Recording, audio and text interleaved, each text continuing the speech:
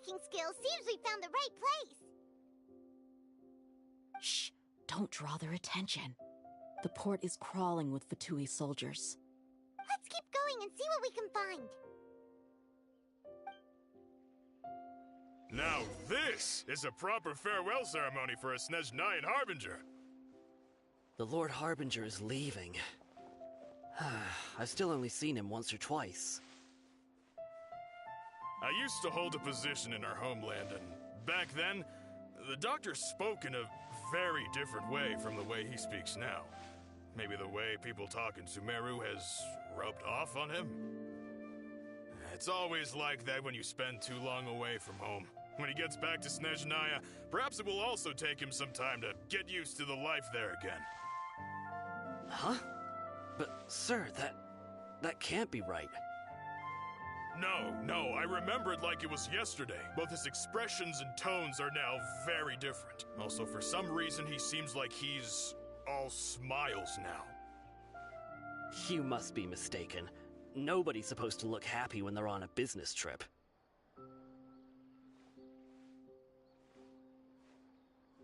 The doctor is on that boat. So he told the truth after all. He is actually leaving Sumeru. Let's get closer and find a place to hide. This place will do. We can hide here while we keep an eye on the boat.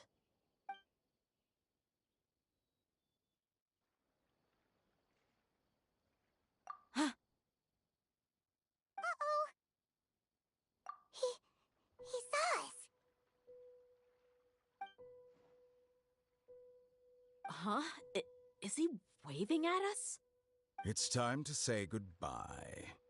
Wait, is he the only person on the boat? You mean there's nobody with him? And where are all the soldiers we saw in the port just now? They were all here just a few minutes ago, but now they vanished. So this was a trap. Wait, don't tell me that. Luckily, there is still some time left for me to take care of everything before I leave. Oh no. They might be after Hypatia. Let's get back to Party's DI. Huh? What do you mean? I'm afraid that she's seen something that she wasn't supposed to see. If I were the Fatui, I would also try to take her away. And if I couldn't... Oh no! Are you saying they're going to kill her? Let's go!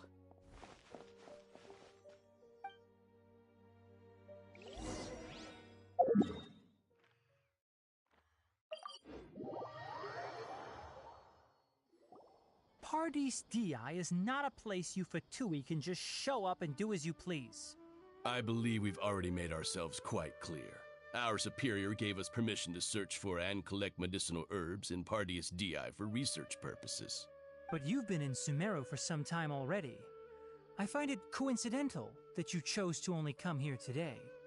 Even the Grand Sage himself may not have the right to question our research, much less an ordinary scholar like yourself.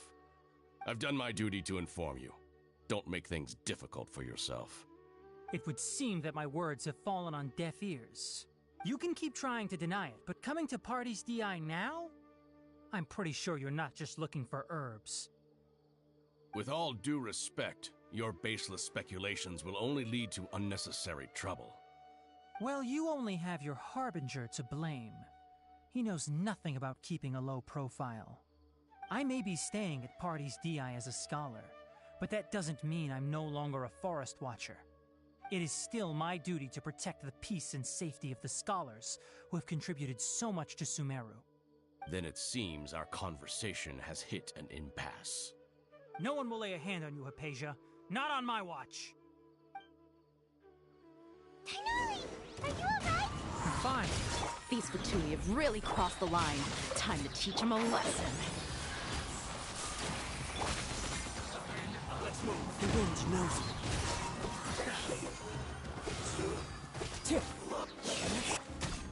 There's no use resisting! Give us Hypatia! Keep dreaming. Yeah, Tainari, beat him up!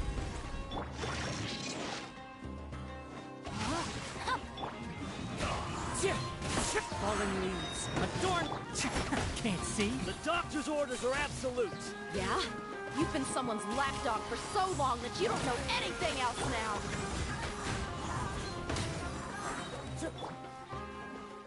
God! Prepare yourself. The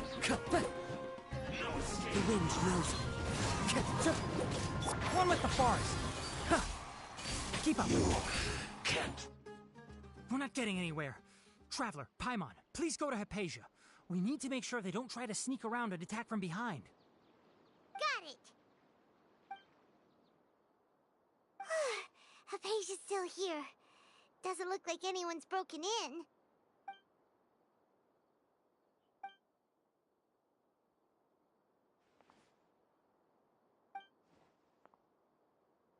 Well, how is she? Oh, that's good.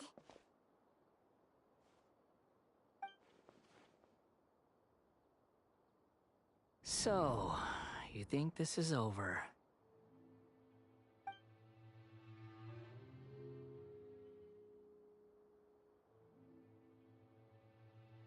What? The Balladeer is here?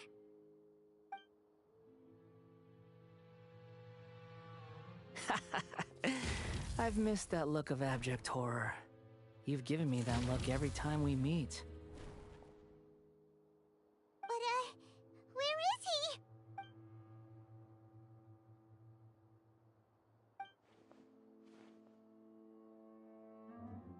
I can hear all of your thoughts, you know. Don't you remember? I already saw you the first time you came to Party's DI and made contact with Hypatia. I didn't need to do anything. It is her honor to be able to connect her consciousness with me. Who are you talking to? It can't be the Balladeer, right? That's impossible. I know you must be curious. I might as well tell you that I decided to enter Hypatia's consciousness the moment I sensed your touch. I wanted to observe you on a fool's errand. Hey, Traveler! What are you doing? My deification is nearly complete. All that's left now are just some final details. Do you understand? Even if you manage to rescue Lesser Lord Kusanali, it will be impossible for you to defeat a bona fide god like me. Is it wise to force that childlike god into a divine battle against me?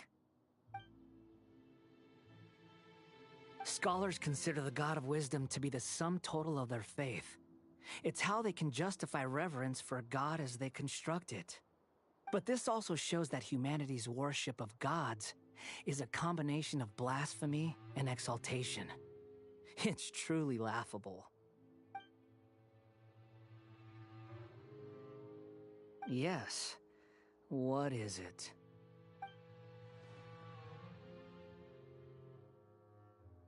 Yeah, I'm in a good mood, which is why I'm talking to you like this.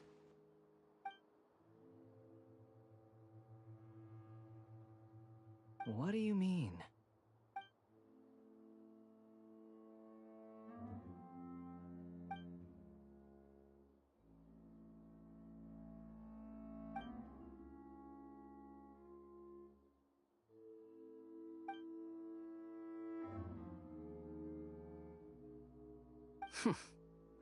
Those words almost make you sound like a friend who actually cares. But you're wrong. I'm different from all of you. I was born to become a god. My entire life up until this point has just been a meaningless routine. Just think about a sheet of paper. By itself, it holds no meaning. The content recorded on it is what gives it value. All I had recorded down before were some painful memories and boring human feelings. Such senseless drivel should have been erased a long time ago. Indeed, to me, the sight of you fools in your futile struggles is far more amusing. Tell me, just what has this world done for you to protect it with such zest and conviction? I'm connected to your consciousness, so I can hear what you're thinking and sense the depth of your determination. This is a good conversation we're having. So here's a word of advice. Let go of your misguided guardian complex. You know nothing about the truth. It'll be for your own good, as well as everyone else's. Humans are a species that can only find bliss in ignorance.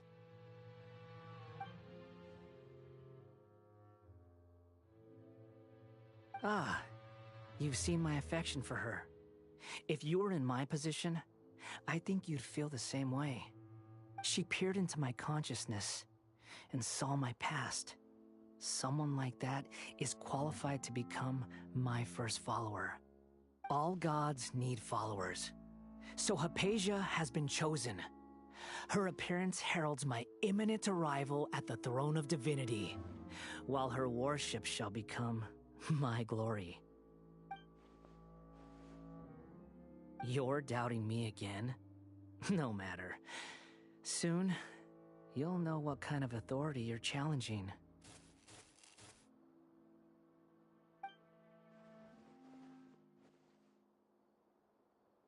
Who wants to hurt my devout follower?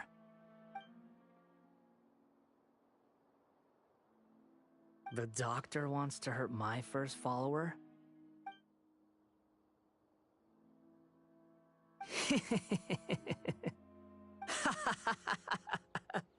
How very amusing. Has anyone ever told you that you're not good at sowing discord? The doctor has never known his place. Even now, the puny human thinks himself capable of interfering in the business of the new god. You're still too naive if you think a few words will be enough to convince me to destroy the doctor. But I'm willing to give you a gift, just like my expression of affection towards Hypatia. It is an honor for you to be able to stand here and speak with me. As my listener, you will be rewarded.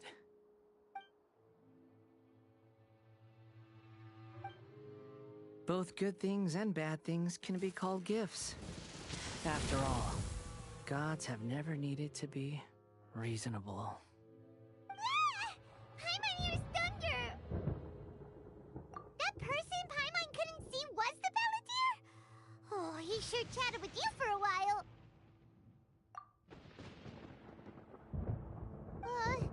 Where is the storm headed?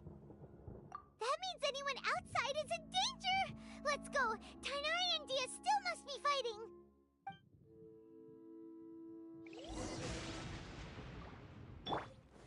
Gather!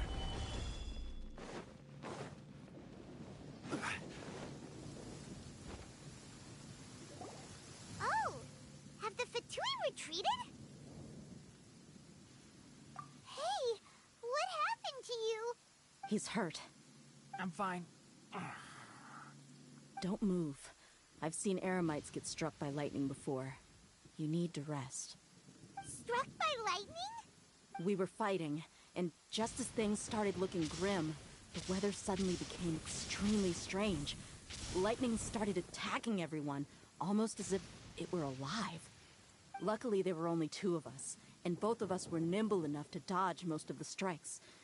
There were a lot of Fatui, though, and they were being torn to shreds by the bolts of lightning. With that, all the Fatui soldiers were forced to retreat. It's all right. My wound aside, you look like you've seen something unpleasant. Is Hypatia all right? Hey, didn't I tell you not to move? Just in case. Let's go to Hypatia's place and talk about things there.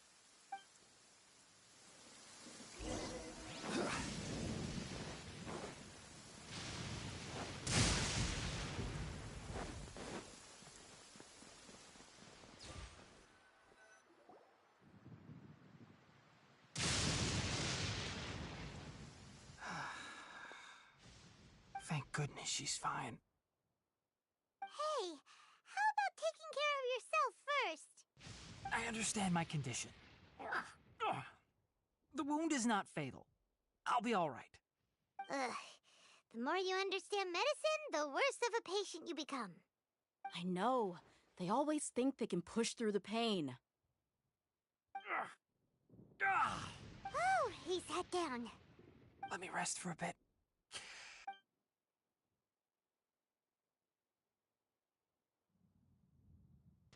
So that's what you were talking to the balladeer about? Oh, Paimon can't believe what he's thinking. The Academia's God creation plan. How ridiculous. That sounds, ambitious, I guess? Anyway, this is all way beyond me. As long as I can enjoy every day with a drink in my hand, tasty food in my stomach, and a good night's rest, that's enough. I'll only work when I have to. I must be the least ambitious person who's ever set foot in Party's DI. Don't say that. I haven't even thanked you for your help back there. Don't mention it. Well, if nothing else, all this proves that the doctor really did have some urgent matter to attend to, and left Sumeru in a hurry.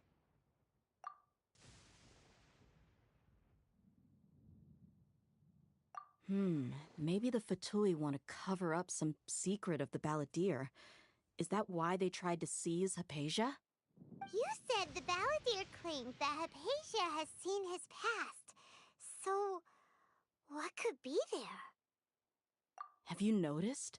The balladeer is not happy with the doctor's actions. He thinks the doctor has no right to consider himself as his equal. So, if the doctor was to show up again, would the balladeer zap him with lightning? Based on what the traveler has said, I think he would. Having the doctor gone benefits him as well as us. In other words, we've successfully completed this stage of the plan. The doctor is out of the picture now. Yay! That's a big accomplishment! I'm also happy for you. Thank you for the help, Tainari. Make sure you rest up for now. Yeah. All right.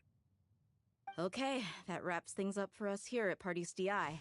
Traveler, it's about time we rendezvous with the others at the Grand Bazaar.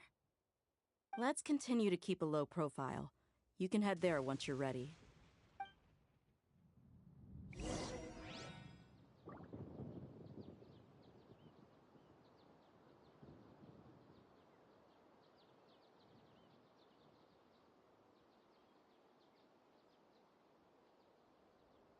Violet grass is a plant that enjoys a moist environment and is best picked after it rains. If you should choose to pick any, be sure to store them appropriately. Osmanthe...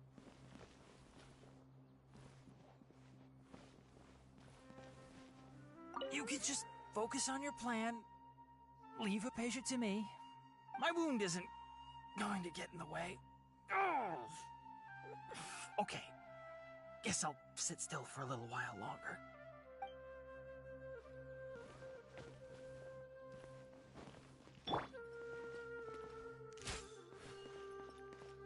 Ha!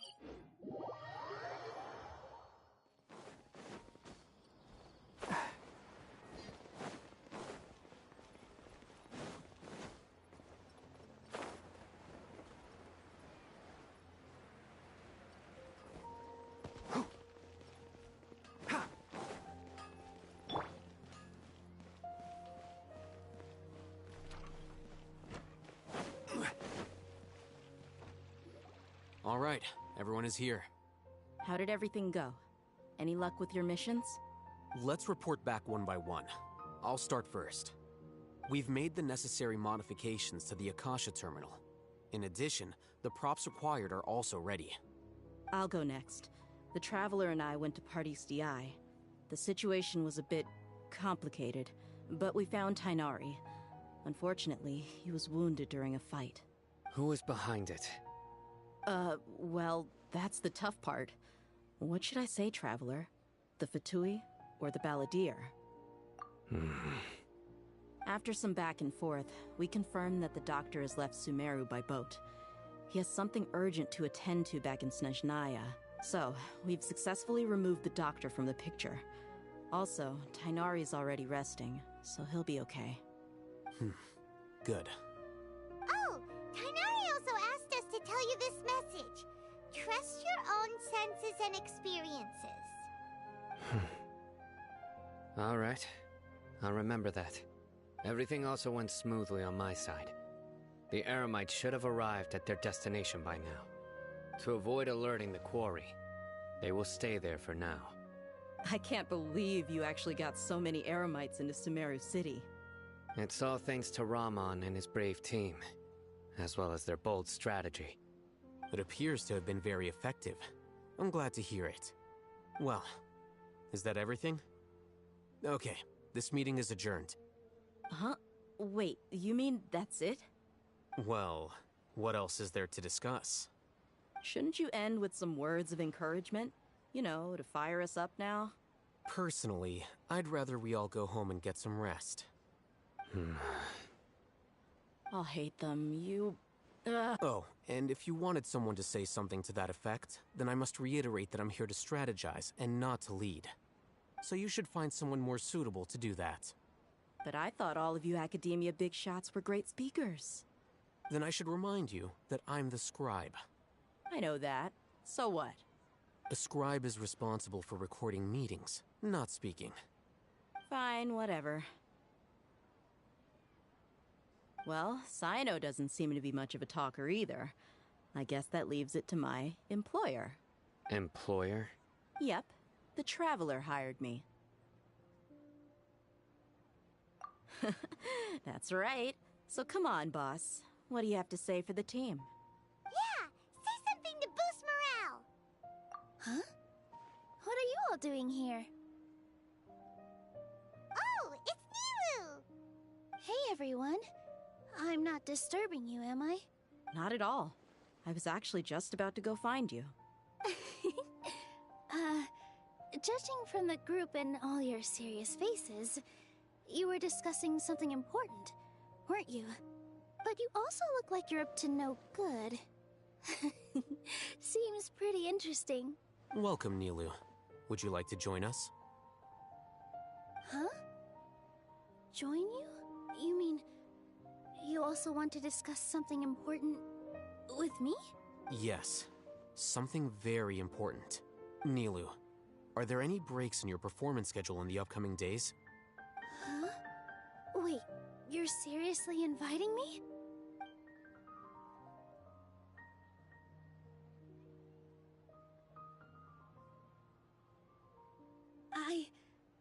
I can't believe my ears. You are truly the bravest and most passionate people of Sumeru, well, that I've ever met. Ahem. Oh, right. The Traveler and Paimon are not from Sumeru, but you are awesome as well. That's right. I must admit that I'm a little scared, but I'll try my best for Lesser Lord Kusanali. If I can somehow use my abilities to help you, then count me in. Remember, believe in yourself. Okay. I'll get my friends at the Grand Bazaar to help us tomorrow. Just remember not to say too much. Be discreet. Yep, you got it. All the preparations are done. Now, can we finally conclude this meeting? So, have you thought up what you'd like to say, boss?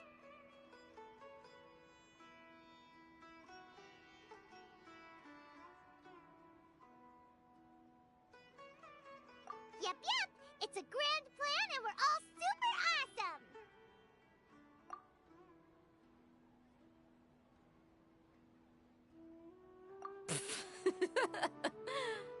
Well said. A good night's rest before an operation can be the difference between success and failure. Thankfully, I've had my place to myself recently. It's been nice and quiet. Huh? Oh, nothing. Alright, let's all go home and get a good night's sleep so we can be up early tomorrow. Okay, so I guess that means it's time to say goodnight now. Yep, good night, everyone!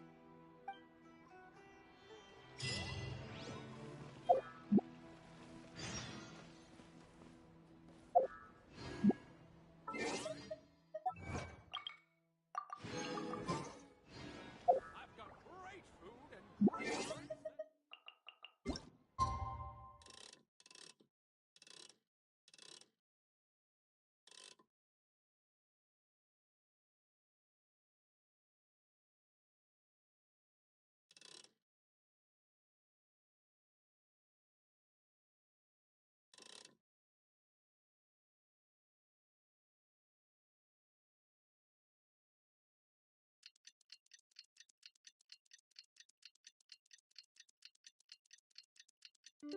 Where do you want to go next? Today is the Academia's Garbaha Day. We can...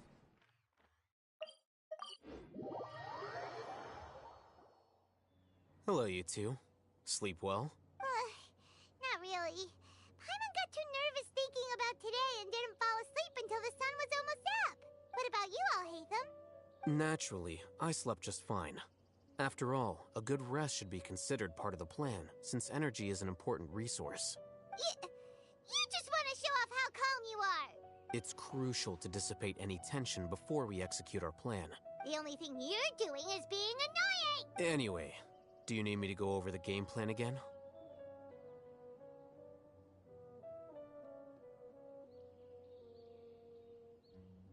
Our target is Grand Sage Azar's office. Everyone in the Academia knows that's where the Grand Sage's console is. Only they can operate it. Many restricted commands and operations are executed via that console. I'm sure that console has a way to free Lesser Lord Kusanali. You know, Paimon's been thinking, what kind of technology could let the sages imprison even a god? That isn't something they could have accomplished with their scholarly talents alone. In the Sanctuary of Surasthana, there's a device of Greater Lord Rukkhadevata's that she once used to isolate herself while meditating. 500 years ago, the Grand Sage at the time modified the device so that it can no longer be controlled from the inside. They were effectively trapping one god with the power of another.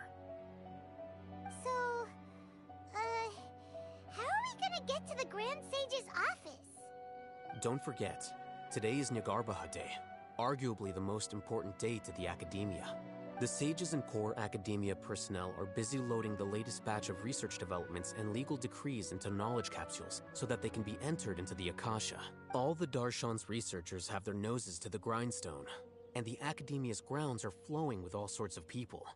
It's the perfect time for an infiltration. When the Grand Sage leaves his office to supervise the entering process, that's our cue to access the console and free the Dendro Archon. Well, yes.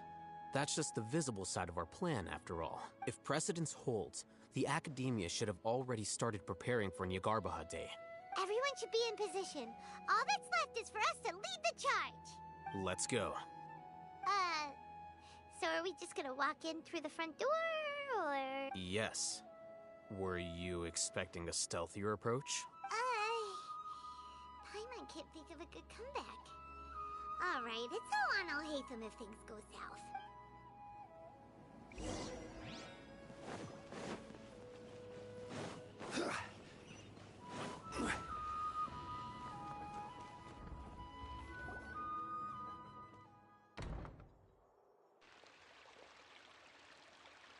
Scribe?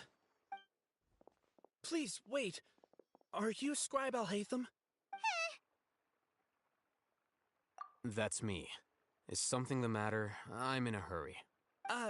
No. I was just surprised to see you here. I had heard that the sages were looking for you not long ago, but I didn't know what for. And, also, please don't bring outside guests into the Academia. Outside guests? How did you arrive at such a conclusion? Your groundless inference shames the Haravatat Darshan. What did you say? I'm the top student in Haravatat, and I earned 3rd place at the last Inter-Darshan debate. Don't look down on me. That wasn't my intention. As your Haravatat senior, I just assumed that you possessed a greater aptitude for critical thinking. Look, based on what you already know, the purpose of my return and the reason they're here should be obvious. Is that so? Wait a moment. Let me think. Don't tell me the answer. The sages search for you. A blonde-haired traveler. Outside guests. So, from the start, the sages weren't looking for you, but this traveler? And you were gone from the academia for so long because... Hey, shh. Yes, you've proven yourself as the top student in Haravatat. I surmise you've arrived at the correct conclusion. As I expected. Please, forgive me. I wasn't thinking clearly just now. Thank you for getting me back on track. It's nothing. We'll be on our way then. All right. Thank you for your contributions to the academia, Scribe.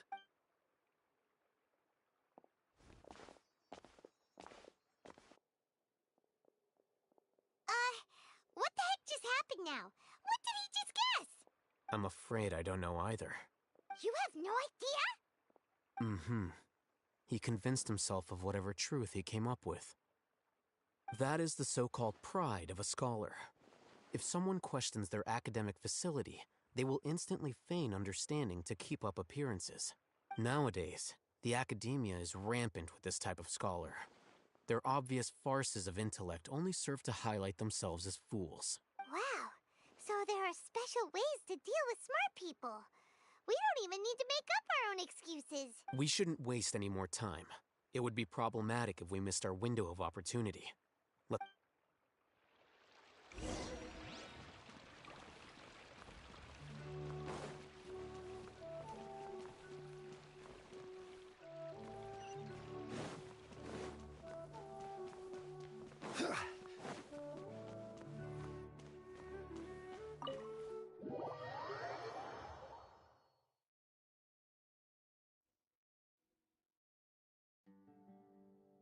Is this the Academia's library? Indeed. Known as the House of Dana, it is quite possibly the most extensive special collections library in Teyvat. There are a lot of students going through here. Is it really okay just to waltz right in? The Academia marches to a fast beat, especially since it's Nyargarbaha Day. They're all occupied with their own matters. Just act natural. Now, hurry along.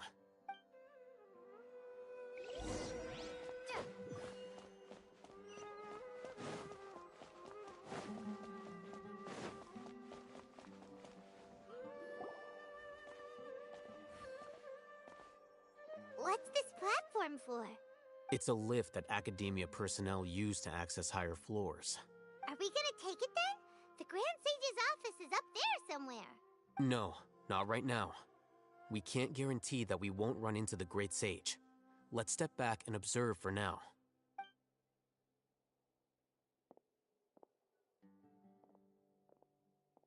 You think the Grand Sage will exit from there? And after he does, we'd sneak past him? Oh, Paimon thinks that's really dangerous. Who knows? However, if we can confirm Azar's current location, our operation will be much safer if we... Allow me to offer you a hint. If you wish to know his location, look behind you. What's Grand Sage Azar doing here? Do not tell me you believed the Academia would not grow suspicious of you after such a prolonged absence, Scribe. An eyewitness had informed me of your whereabouts, so I came to personally welcome you. Great Sage, I didn't expect you to care so much about me. I'm truly flattered. I'm sure, but compared to you, I am far more interested in these two unexpected guests. You are the Traveler and Paimon, correct? It's a pity that only now have I been afforded the opportunity to formally meet two of Sumeru's most esteemed guests. I do apologize for my lack of decorum.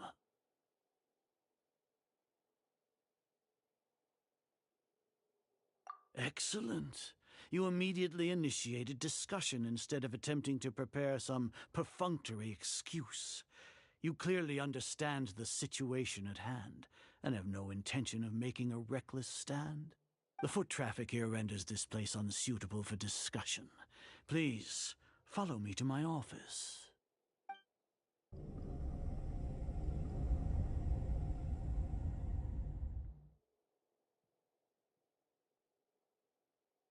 This place is crawling with guards. There's no way out for us. All right then, traveler. What did you wish to discuss with me? Today is Niagarbaha Day, so I still have many responsibilities to attend to. There is little time for idle chit-chat before I detain you all.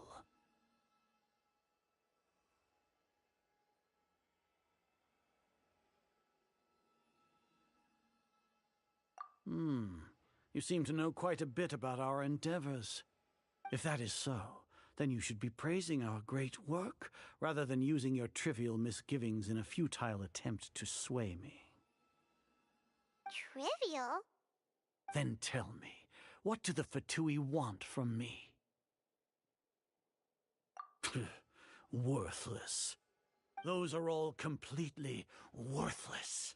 Benefits, divine power. These materialistic words do nothing but debase our great work. Creating a god.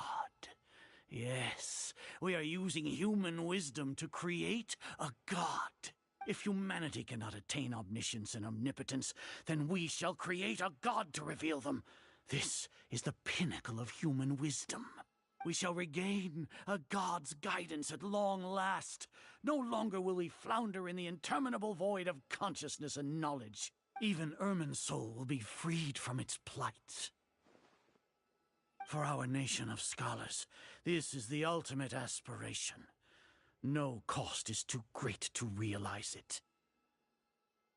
You will never understand the rapture of having a god be born within your very hands. With your degree of knowledge, you cannot even comprehend such an emotion. Gods exist on a plane that far eclipses humanity's. Lesser Lord Kusanali, what can she even do? Care for the people? Fend off sandstorms? Fabricate silly fairy tales? These are but child's play for the academia. Does that make us equal to the gods? We are a people favored by Greater Lord Rukkhadevata. Though I may have personally not seen it, our forefathers bore witness to true wisdom. The ascension of the Lesser Lord has brought nothing but bewilderment to the scholars. They all ask, is that truly what true wisdom is supposed to look like? With that in mind, it is better to keep her isolated in the sanctuary of Suristhana, so our academy will not become embroiled in turmoil. What a pathetic justification! Do you really think that only the super smart or powerful should be able to call themselves gods? As per your judgment, Grand Sage, they are indeed dangerous individuals.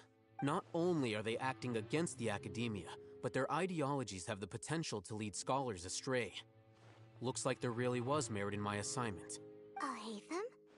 Are you talking about us? Anyway, I've brought them to the academia as ordered, but it took some time and trouble. Oh, that reminds me. Here's the investigation report you had requested. It's a summary of my time spent with the Traveler, an array of information about her ready for your perusal. Oh, Hatham! So you're still on the academia side! We finally started to trust you!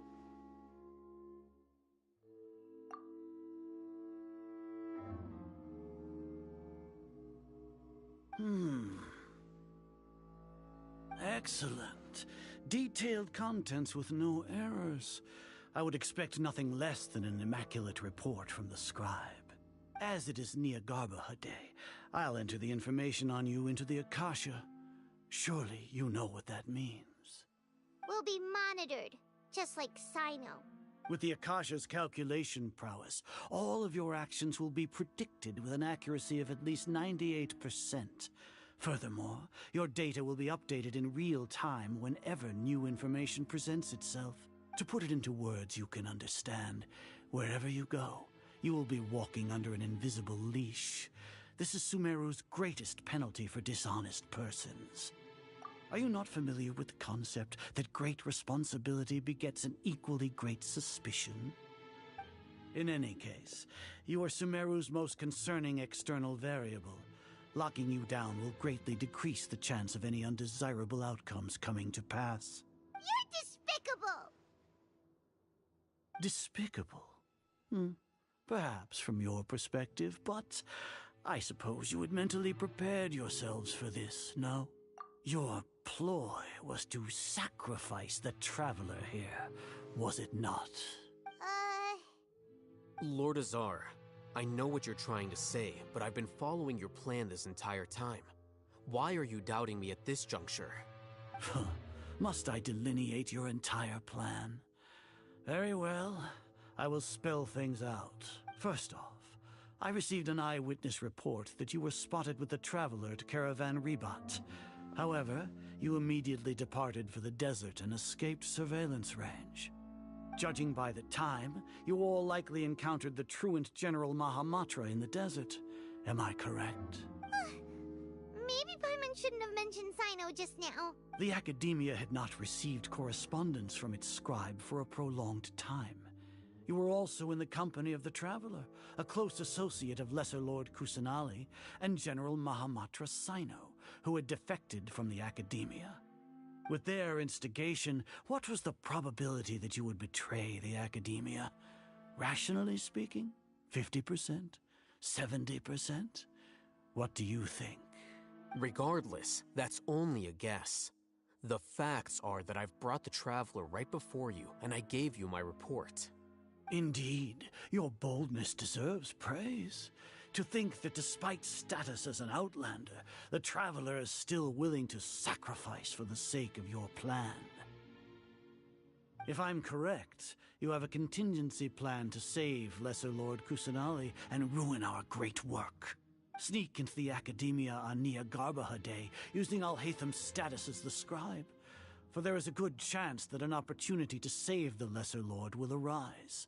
Should your intentions be discovered, Alhaitham will turn traitor and sacrifice the Traveler, thus proving his innocence. He can then stay inside the Academia and continue searching for a way to proceed forward. As for Sino, according to the Akasha's calculations, he will soon return to the Academia and confront me in person. I suppose this is also a part of your plan? You'll see me as a traitor regardless of what I say. No, even if you impugn me, it would have little effect on you all. You misunderstand. Losing our scribe would irreparably damage the Academia's regular operations and the development of Sumeru's future academic systems. However, under the current circumstances, even that is trivial compared to what we stand to gain from our great work. You said that I betrayed the Academia, but you, Azar, you've betrayed all of Sumeru, betrayed its Archon. So flight has turned to fight at long last. Guards!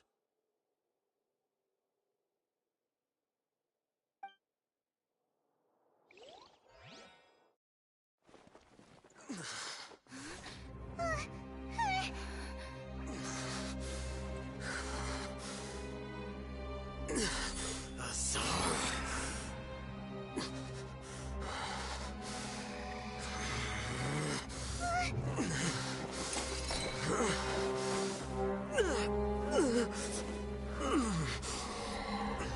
Well, what do we have here?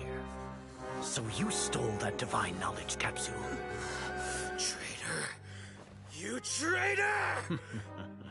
Even the most rational scholar will yearn for the power of a god in a moment of desperation. Aren't you doing the exact same thing as me, Alhaitham? Unfortunately for you, no god will lend you their power.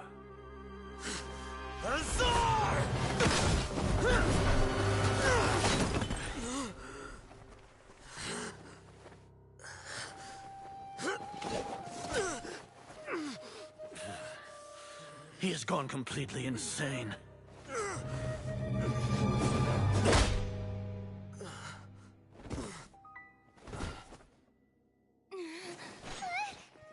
Take him to the Matra and exile him to Aru village. Then find someone to take these two to the confinement room. I'll deal with them later. Grand Sage, we've finished all required preparations for Nyagarbahade. We may begin to enter the capsules now. Excellent. You may begin.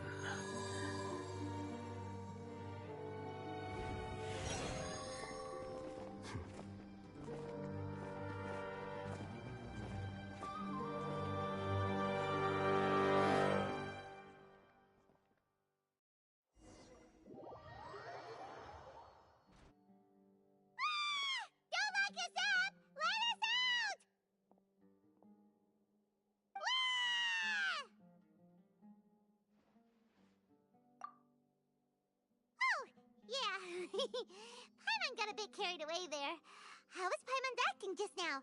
Great, huh? Everything's going according to plan so far. We made it into confinement, and Alhaitham's probably done with his part too. We even managed to trick Grand Sage Azar. Alhaitham sure knows how to cook up a plan. What are we doing next? Paimon has trouble remembering things when she's worked up. Right! Paimon thinks it went something like this. Apart from that, we still have yet another goal in the first stage of our operation, which is to send the Traveler to the confinement room. What? Why do we want to get her locked up on purpose? She's always been the person the Sages are most afraid of, as well as the greatest obstacle to the successful implementation of their plan. They are very aware of the risk she poses to them. Once the Traveler is imprisoned, the Sages will likely think that everything is under control. And with their guard down, the next phase of our plan will have a much higher chance of success. I can already see the pompous looks on their faces. Oh, that's a super tricky plan. But Paimon still thinks it's not really worth it. That isn't the only reason, of course. She has a more important task once she's in confinement. According to the Academia scholars in Ramon's custody, Lesser Lord Kusanali has sealed off her consciousness in the Akasha ever since she was captured by the Doctor. That way, they can't pry any more information from her. Even if we break into the Sanctuary of Surasthana, it will take time to awaken Lesser Lord Kusanali's consciousness. We need to do that in advance. So our job is to wake up Nahida! Okay, totally worth getting thrown in jail for. The confinement room is inside the Academia, close to the Sanctuary of Surasthana. It's a completely enclosed space, and you won't be receiving any visitors. I'll work with Ramon's scholars to make some modifications to your Akasha terminal. Once you're in, get as close as you can to Lesser Lord Kusanali and try to connect to her consciousness. However, as for whether she'll actually wake up, that will depend on our luck.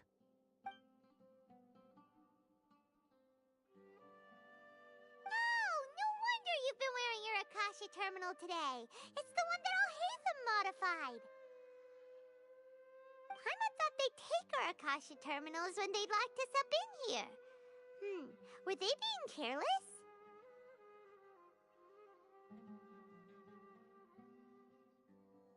Alright, so what now?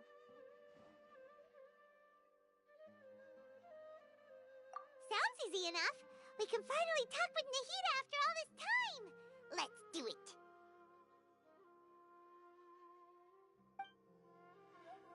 There's a light flashing on your Akasha terminal. It's almost like... the faster it blinks, the better the signal!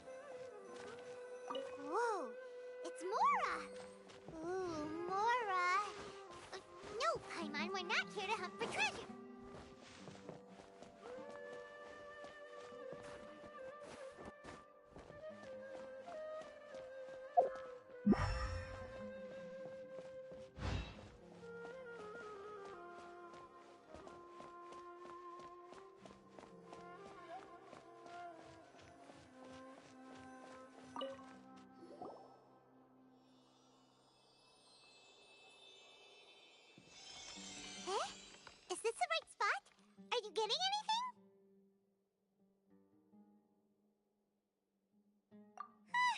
Please work.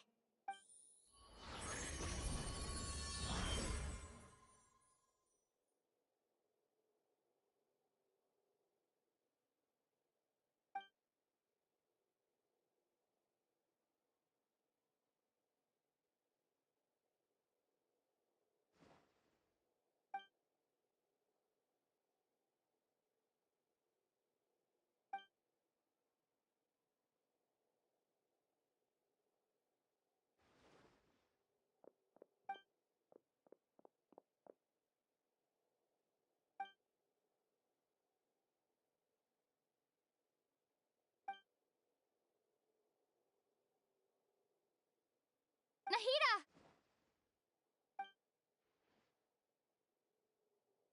Hey, Nahida!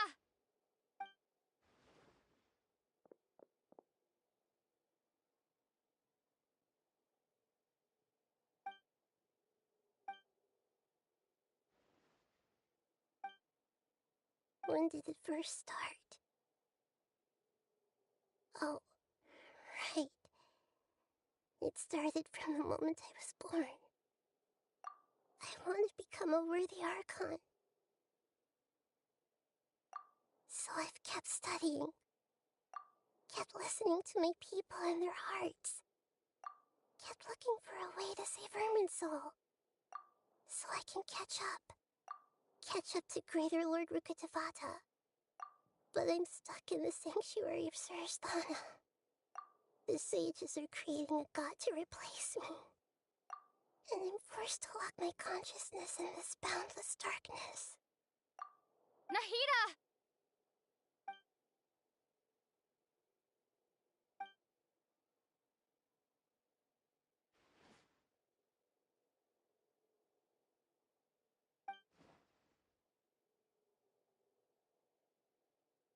Nahida!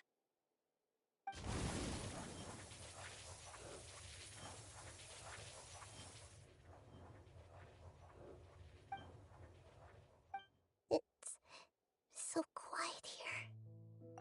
Now that I think of it, I don't think I've ever actually listened to my own inner voice. Do Archons have them? Should Archons have them? Have I been doing the right thing? Am I really not needed? How do I really feel about all of this? It's so quiet here.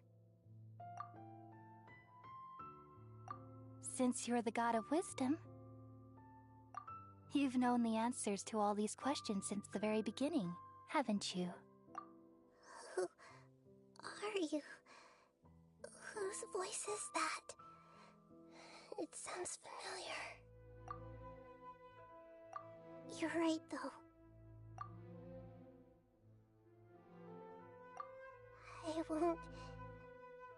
I won't ignore my own voice anymore.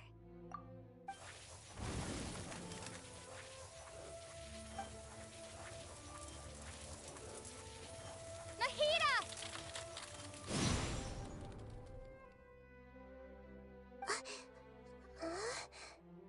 Nahida?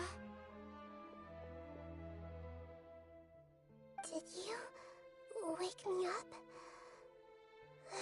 Thank you. Why are you here? We're here to rescue you. Are you alright? I'm fine. It's just... when I think of everything that's happened to me, I feel really angry now. You should have been angry ages ago.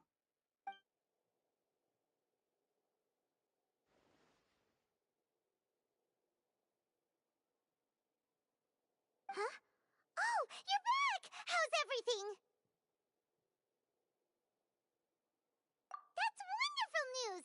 Great! We weren't locked up for nothing! When you went to wake up Nahida, Paimon was listening for any sounds outside. You were out for a long time. There are fewer and fewer scholars going about now. You think everyone's done with their Nyagarbaha day stuff?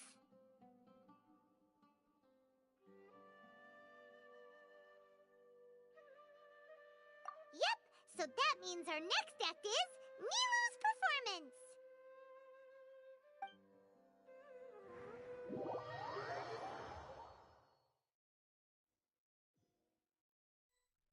Nilou, are you sure about this? You're taking such a great risk for them. I'm sure, and I'm going. You know that I don't like to pass up any opportunity to dance, and this one is especially important. All right. You seem to have a lot of trust in them, so I won't say more on the subject. But if anything happens, the few of us here may not be able to help you. Don't worry. They've been through worse. Everything's going to be fine. All right. You know, if you really do get arrested, we'll do everything we can to get you back. Be careful, even if it's only for our sakes. Thanks, Mr. Zubair. You're so very kind.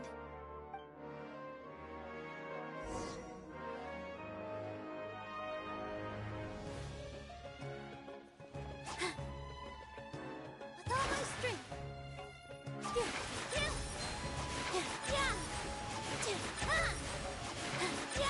This isn't the way to the Academia.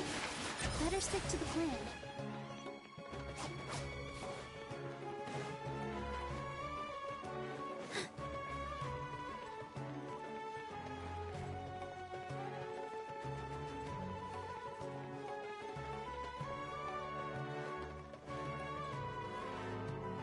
Nilou, how's it going?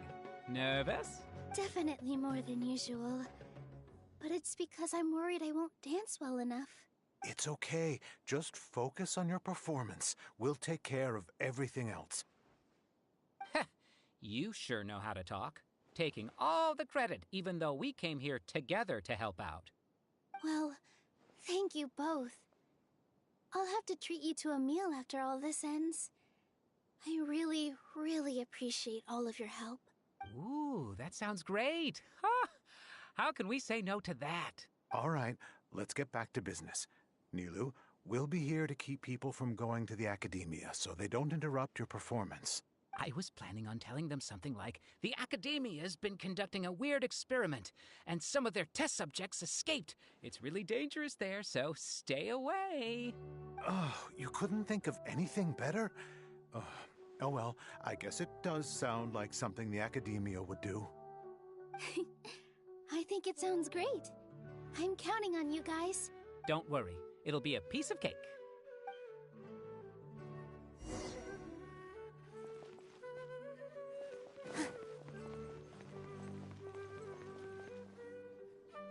Hey, Nilou! Sorry, it's great to see you, but I'm really busy right now. Our Bait People Away with Yalda Candies plan is working beautifully. Do you want some candy? We have more than we can give out. Vihar, thank you so much for doing all of this. And even dressed up as the Knight of Flowers, no less. I'll pass on the candy, though. I cut back on sweets in the period leading up to a performance, and I'm about to start one. You have a point. The stage is cleared and everything's ready, so you can start your performance at any time.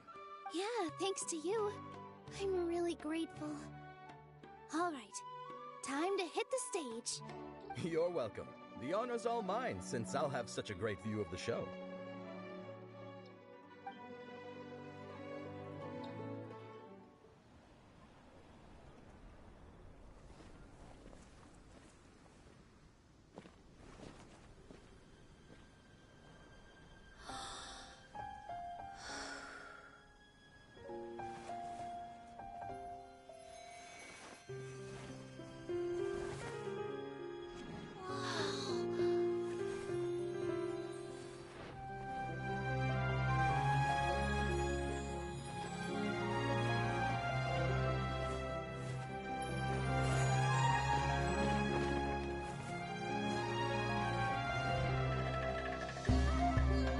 I've never seen a performance like this.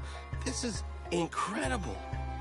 Yeah, but I heard that public performances like these have been banned. I can't believe she's doing this here.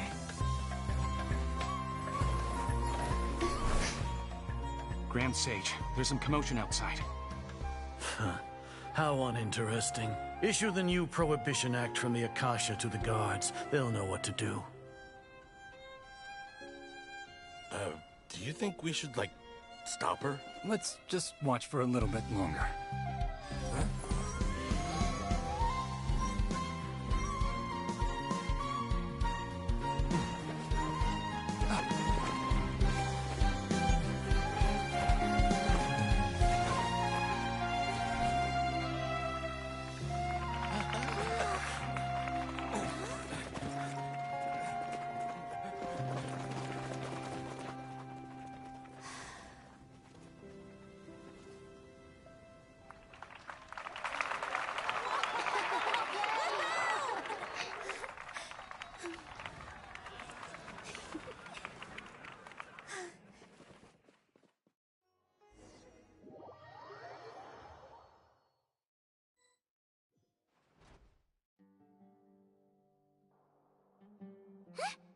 Did you hear that? It sounds like a lot of guards just ran by. Does this mean the plan has moved on to the next stage? Yep. It's great that everything seems to be going well. Come to think of it, when did Alhaitham replace the knowledge capsule that was about to be entered into the Akasha? Oh, so that's when he did it!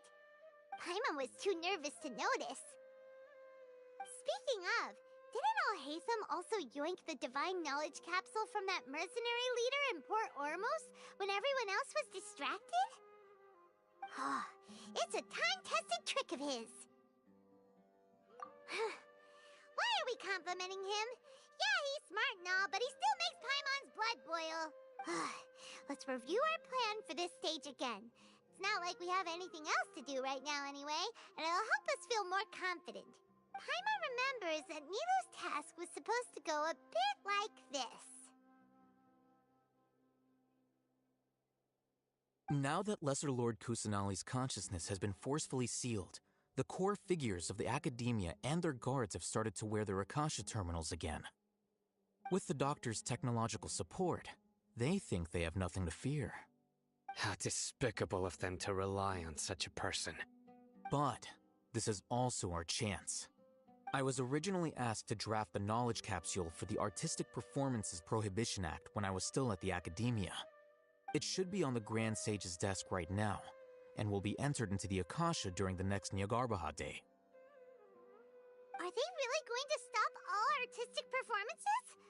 That's horrible! I'll make an identical knowledge capsule, but this time I'll smuggle some misleading information into it. We only need to find an opportunity to switch the capsules. Once it's been entered into the Akasha on Nyargarbaha Day, if someone were to be seen performing in public, the sages would definitely use that opportunity to announce the ban, and so the misleading information will be disseminated amongst the guards. Sure sounds complicated, but it seems like if everything goes well, we'll be able to get rid of all the guards in the Academia without any effort. That's pretty clever, getting right into their heads. I just have one question. Even if we manage to get the misleading info out to the guards, how can we be sure that they'll believe it?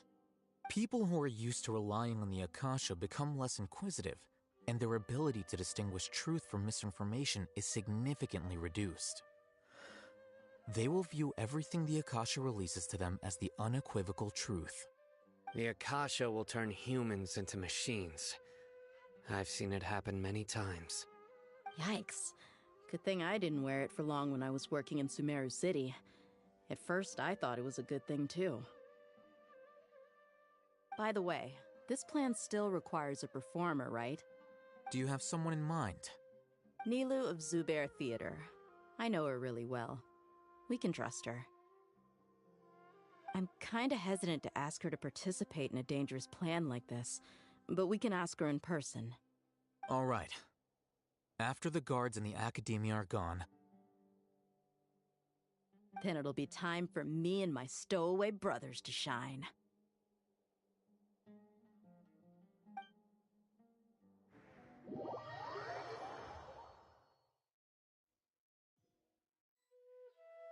Here they come. Did you see that, Raman? They came out from the Academia in droves. After laying low in the city for so long, this is the moment we've been waiting for. My brothers have already sprung into action. We couldn't do anything to them inside their coop, but outside the Academia, this is our hunting ground. With a lioness like you, the prey sure won't be able to run far. We still need to eliminate the guards as soon as possible. If we give the sages enough time to realize what's happening, the plan's doomed. Yeah, all they've done is to sit on their cushy salaries and twiddle their thumbs all day while we fought and struggled every day in the desert. The only advantage they might have is their numbers. Speaking of which, most of the guards who report directly to the 6 sages belong to the Corps of 30, but they have a completely different reputation. Following those blasted sages every whim, throwing away all the principles of being a mercenary. As someone in the same profession, I'm obligated to teach them a good lesson today. Indeed, the trap has been set. All we need to do is lead them there. All right, let's each take a road and herd those scattered guards back into one place. Make sure to attract their attention. Isak will be the key. You gave such an important task to that child. Will he be okay? It'll be fine. Isak was so determined to help, so let's put our faith in him. Besides, even if he's caught, the guards would be too scared to do anything to him. They've never seen Lesser Lord Kusanali in person, after all. You've got a point. Anyway, I think Good luck. This outfit... Hey, do you remember what you need to do, Isak? When the guards get here, you'll pretend to be Lesser Lord Kusanali and run away from them. Oh, yeah, I remember. Of course I do. I'm just a little nervous. Relax. Don't think about getting caught. Even if that happens, we won't leave you behind. You only need to think about getting the guards' attention and leading them to the Grand Bazaar. Leave the rest to us. Okay, got it. I'm here to pay back Lesser Lord Kusanali for helping Grandpa. I won't get cold feet. Hey, they're here. I can see the Academia guards. All right, it's time, Isak. Take a deep breath and go. You can do...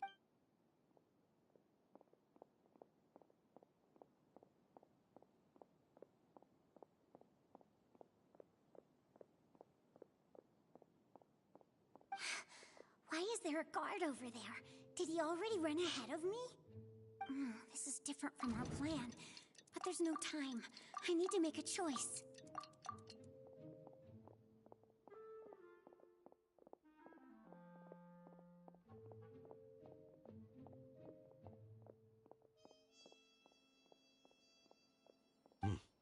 Let's have a look behind the house. What should I do next? Huh.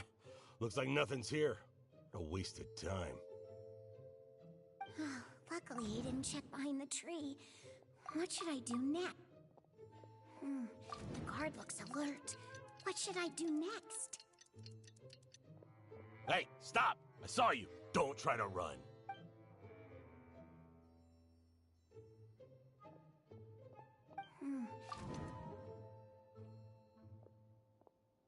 Doesn't seem like anything unusual's around here.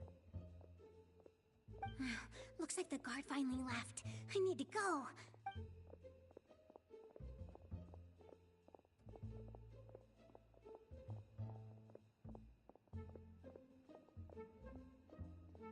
Hey!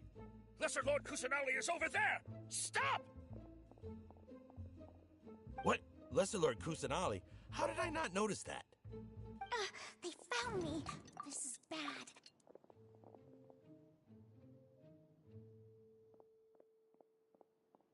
Hey! Lesser Lord Kusanali is over there! Stop! What? Lesser Lord Kusanali? How did I not notice that? They found me. This is bad.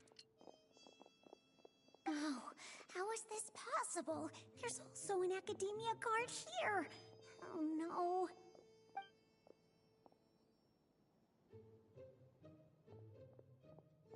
Hey!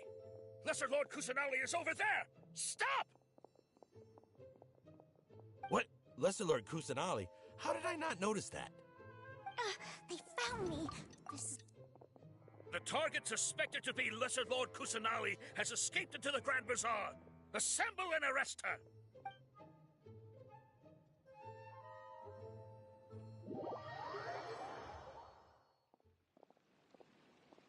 Where did she go? How did she disappear? Did we lose her? Hurry up and find her! Hey, why is your team here? Didn't we say to split up our search?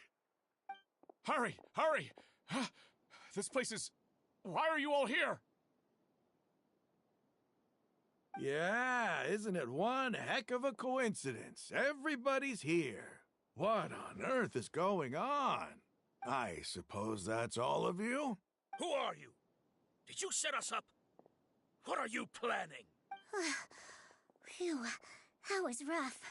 I almost got caught. Little brat! So you're not actually Lesser Lord Kusanali. Who exactly are you all? Eremites from the desert? Just some colleagues. Think of this as a business competition. After stepping into our traps, stop thinking of yourselves as hunters. Behave like the prey you are.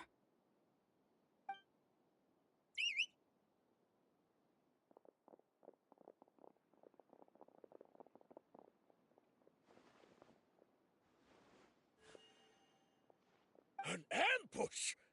How's that possible? You've spent all your time hiding away in the academia. This place has long since become our hunting ground. Brace yourselves!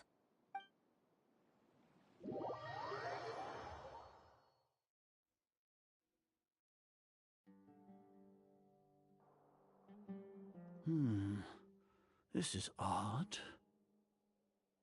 The academia has quieted down after the conclusion of the Nyagarbha Day ceremonies, but it's much quieter than usual. Where are the guards? Why have I not seen a single one? Guards? Guards! Grand Sage, how may I be of assistance? I called for the guards. Why did you come? My apologies, Grand Sage. Right now, all Academia guards have entered the city to perform the ordered arrest. I thought you knew. Arrest? Who is there to arrest? I have an ominous feeling. Arrest Lesser Lord Kusanali, right? Is that not what the order was? Lesser Lord Kusanali? You mean she has disappeared? Yes. I wouldn't dare make up something like that. Right now, everyone is in a panic, and many are saying that Lesser Lord Kusanali will take revenge on us. What happened? Just what is going on? Lesser Lord Kusanali somehow escaped? Was it Alhaitham and his party that freed her? That's impossible. The Academia is heavily guarded today, and any order to release Lesser Lord Kusanali would be strictly confidential. Besides, Alhaitham and the Traveler are already in our hands. What manner of trickery did they employ? How could Lesser Lord Kusanali disappear into thin air? Disappear? Wait. How was the arrest order distributed to the guards? It was issued by the Akasha earlier today. Only you have the authority to send messages like that, so I thought it was your order. Let me check.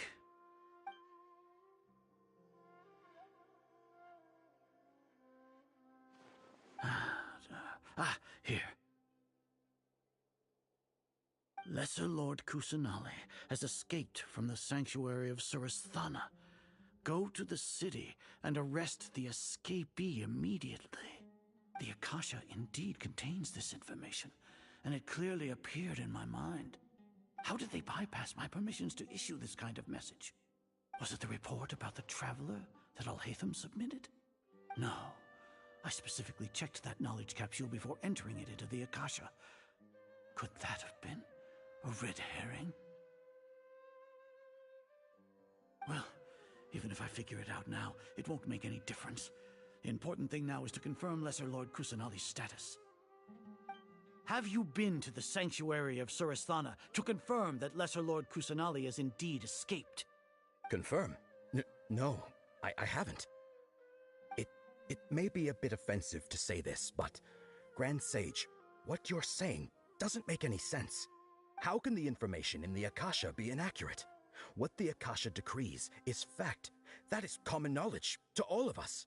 If we have to confirm the information and knowledge from the Akasha ourselves, then how is that any different from us learning that information ourselves? Wouldn't Greater Lord Rukkhadevata's legacy lose its meaning that way? In the beginning, it was I who asked you to believe in the Akasha, to believe in the legacy left by Greater Lord Rukkhadevata. Are you trying to use my words against me? No, Grand Sage. I'm merely confused because I believe in you. I never meant to refute you. Stay here and see if there are any suspicious people around. I'll go to the sanctuary of Surasthana on my own. Yes, Grand Sage.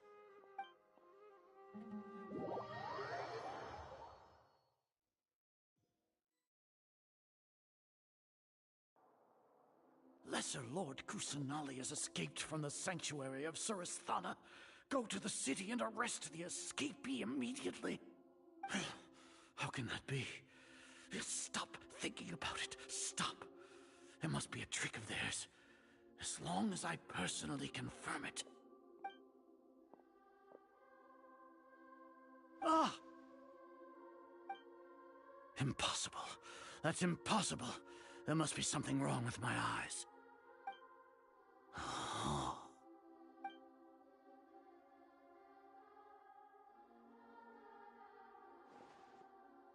What a comical sight Azar.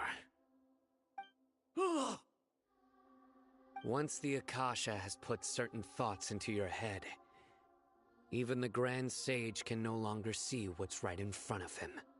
You all can only see the world in your mind, the one you think you know. And precisely because of this, you disregarded Lesser Lord Kusanali's existence. She has been a wise and worthy Archon. Sino, have you been waiting for a chance like this? The Akasha predicted that you would return to the Academia to confront me, but I didn't expect it to turn out like this. I was careless. No, you were blinded. Your faults stem from your reliance on the Akasha. You're still the same as always. I truly did not expect a proud person like you to cooperate with Alhaitham and the Traveler. People change, Azar. Admit it. The Akasha can't predict my actions anymore. Then tell me, what have you found during your investigation? You want to buy time? This is the sanctuary of Surasthana. Under your own regulations, even Academia staff are forbidden to come here. No one will come to save you. As for the investigation, I've at least confirmed that you are guilty of insurgency against the Archon.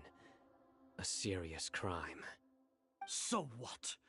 Did you do all of this so I would plead guilty in front of you, General Mahamatra? No. I want you to plead guilty in front of the Archon herself. You once said that I had no standing to judge you. So now, how about judgment in the name of a god?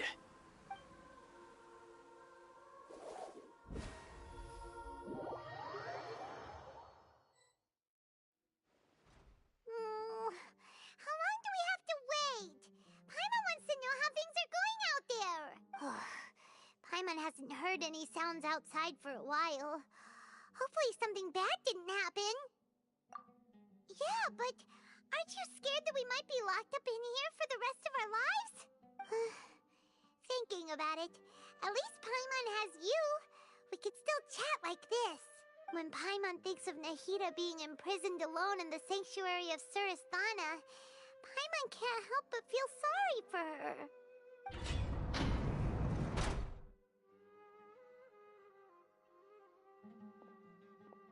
Here comes your savior. Dia! Paimon just knew you would come to rescue us! You two really owe me some big thanks. I had to search through who knows how many guards to find the key here. It felt even more tiring than whacking them. I'm exhausted. Thanks a lot. Need Paimon to rub your shoulders? No, that's, I'll pass. What are you afraid of? Oh, are you ticklish? Now isn't the time to talk about being ticklish. Things in the city and on Sino's side are both going well. The guards that stormed out of the academia are all taken care of. The Corps of 30 is in charge of the city's defenses, but we already talked to Asfand. They've been fed up with the sages bossing them around. As long as it doesn't break their employment contracts, they'll turn a blind eye. That's probably because you've been super great friends with them for a long time. So, how's Sino doing? The Grand Sage is in his custody. Even I know how terrible it is to fall into Sino's hands, so he probably does too. Sino forced him to release Lesser Lord Kusanali. He has no choice but to obey. So, hurry to the sanctuary of Surasthana. Assuming nothing weird happened, we should have already rescued our Archon. Honestly, I didn't expect our ragtag bunch to do this well. We just came together last minute to save the Archon, you know? Alright, you two better go. I still have to clean up some messes in the city. See you around.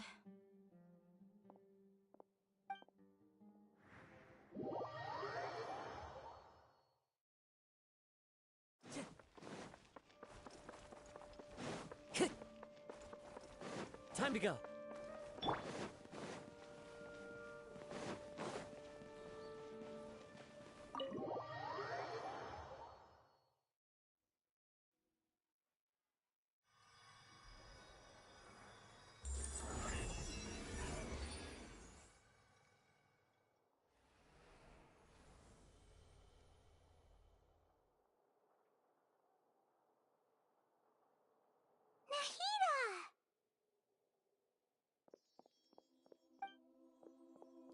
Should I say it's nice to meet you? This is the first time we've met in real life. Before, we've only met in dreams, consciousness, or when I was in someone else's body. Thank you so much for coming to rescue me, but I also need to apologize.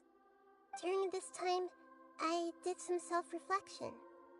My sense of inferiority and yielding to the academia led to all of this, and created so much trouble for you all.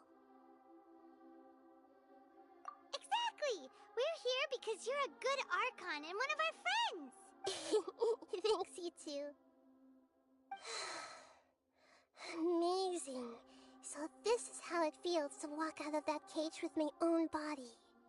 It's like I just had an endlessly long dream. I can't even tell if I just woke up or was only now born into this world. My concept of self has become so clear. But now doesn't seem to be the time to indulge in this feeling. This is really embarrassing. You all just rescued an Archon, and now she needs your help to save her country, and even the entire world. It's okay. With you here, Paimon's sure that everything will work out. There's one more thing. What is it? For all the things the Academia did to me, and for all the folly it committed in the name of wisdom, as their Archon, I will make them pay. Ah! Wow! That's the spirit! You're finally standing up for yourself and not letting people walk all over you!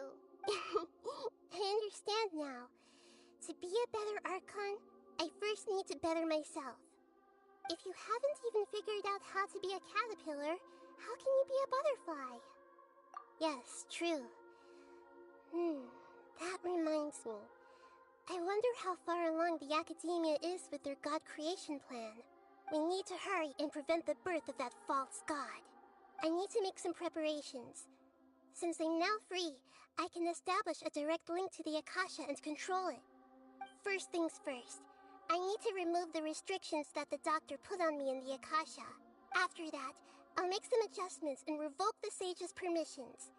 The Akasha will then be like how it originally was, only operable by the Archon. After all, the Academia betrayed Greater Lord Rukkhadevata's trust. This might take some time. In the meantime, you should also work on your own preparations. If we don't stop the God creation plan in time, we'll be in for a tough fight.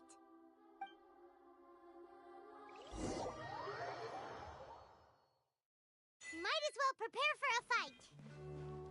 When we're done, we can take a walk around. After all, we missed out on a lot of stuff when we were locked up.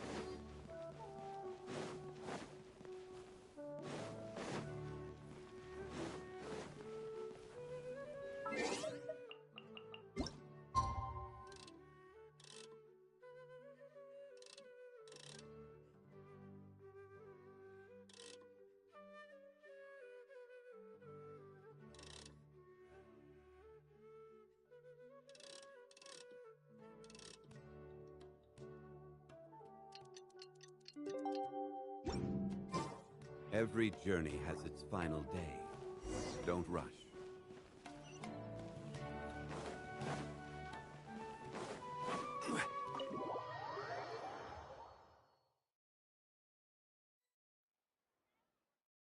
How's it going, Nahida? I'm done with the parts that needed my involvement to complete. Although it's my first time working with the Akasha like this, its internal structure and operation procedures are easy for me to understand. Greater Lord Rukkhadevata's design is truly brilliant. Oh, also, this is for you. Huh? What's this little floaty thingy? It's a small device I put together just now. You can think of it as an upgraded Akasha terminal. You may not need it right now, but it should be helpful in certain situations. Wait! This thing has the same characteristics as Paimon! We're both small things that float! Oh, all the things that make Paimon special got copied! When Paimon appears with the Traveler from now on, people won't It's alright, Paimon. It can't replace you. It's only a flying device, but you're the Traveler's irreplaceable friend. You're so good at comforting people, Nahida. If only the Traveler was as smart as you. I was simply telling you what I feel to be the truth. I wasn't trying to comfort you. Nahida, you're natural at this. What you just said made Paimon even happier. By the way, there's something I need to confess. Even though I'm the Archon and in control of myself again, I'm not very good at fighting. You may have heard that an Archon's power is derived from their people's faith. However, I'm not as well loved as Greater Lord Rukkhadevata. If we get into a situation where combat is our only option, I'll have to count on you, and I'll do my best to provide support. I'm glad I can rely on you. So the God of Wisdom isn't good at fighting? That actually sounds about right. I've located where the false god is. Time is of the essence, so let's skip to it.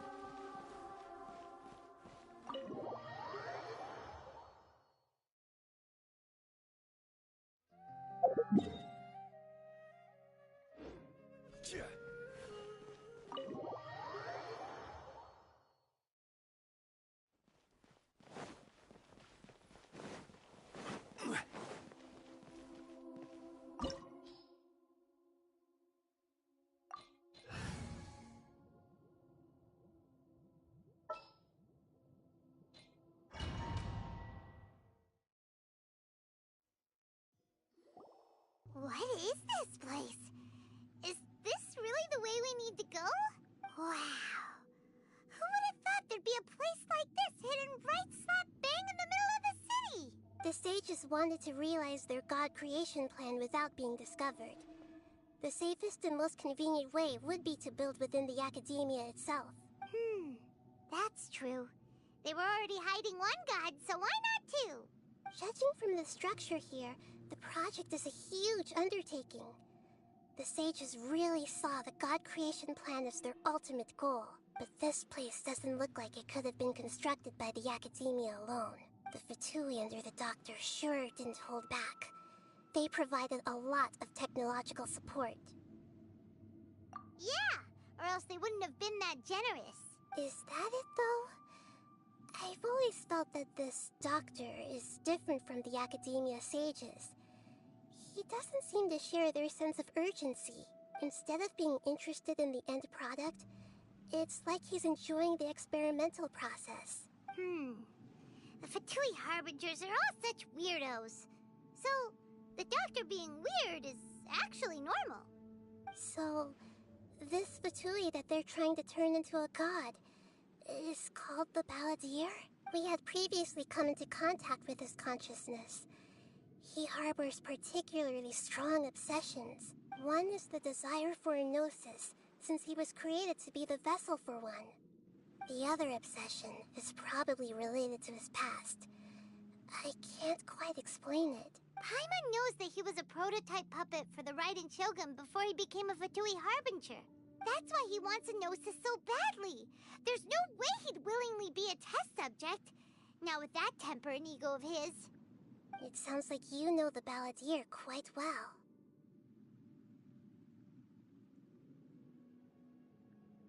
I see. Tell me more about him and what he's like. The more we know now, the better we can plan for and react to any future situation.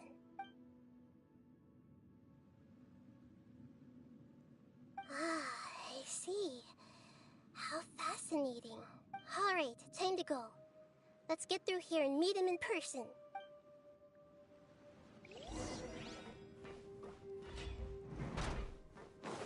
Time to work. Stabilize. No more words. Work time.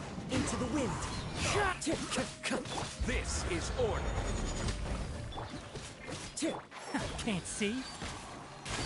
I will end you. Let's nip that in the bud. One with nature.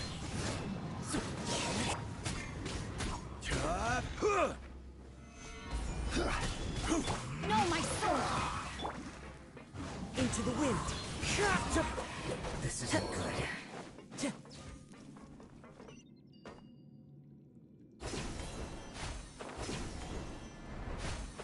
It looks like we can climb up these pipes.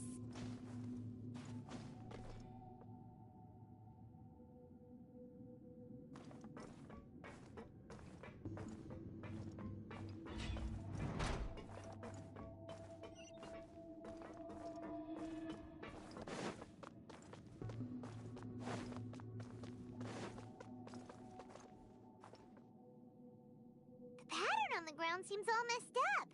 Let's go around and see if there's a way to fix it.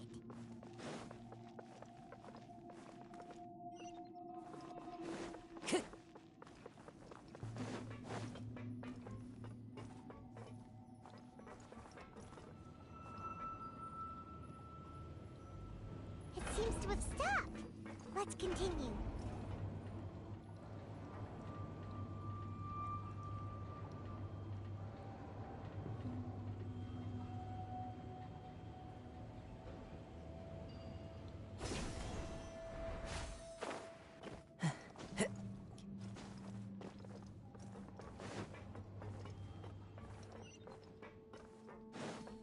The wind knows. Gather. Enshroud.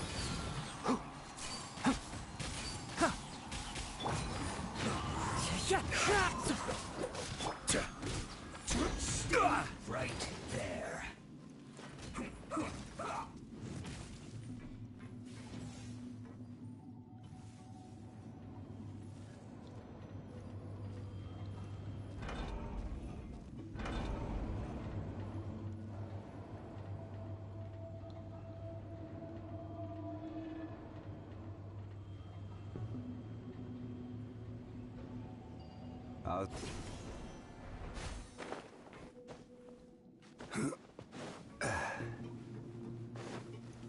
Solidify. Rain outlines her.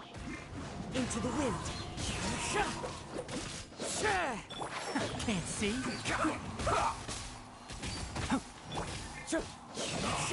The wind knows. This isn't good.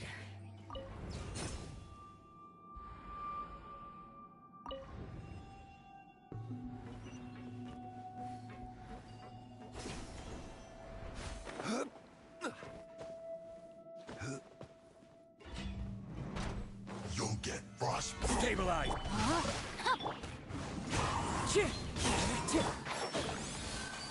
Cold cut platter. Freshness. One with nature. Enshroud!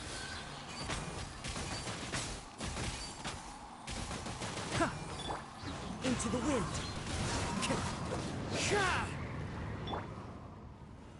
Solidify.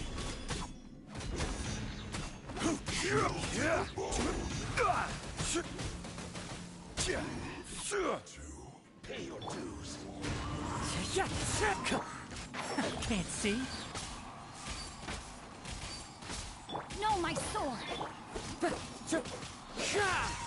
The wind knows me. Gather.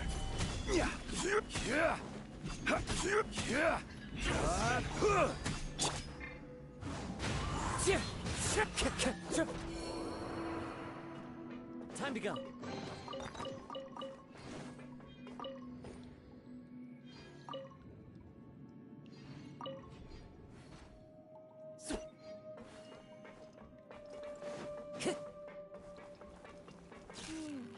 The cart is stuck. Maybe there's something wrong with the tracks. Let's try adjusting the direction of the device to clear the tracks.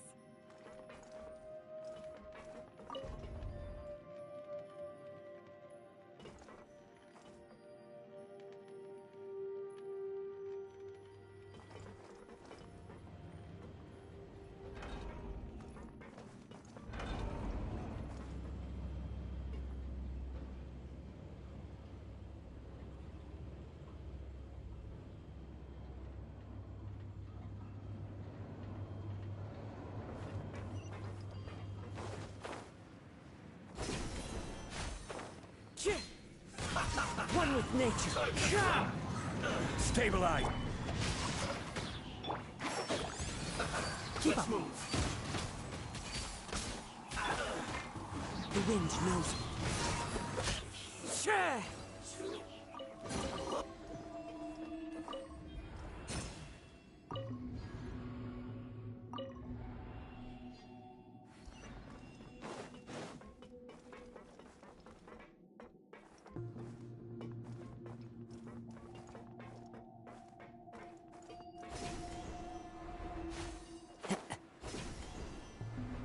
Follow the wind.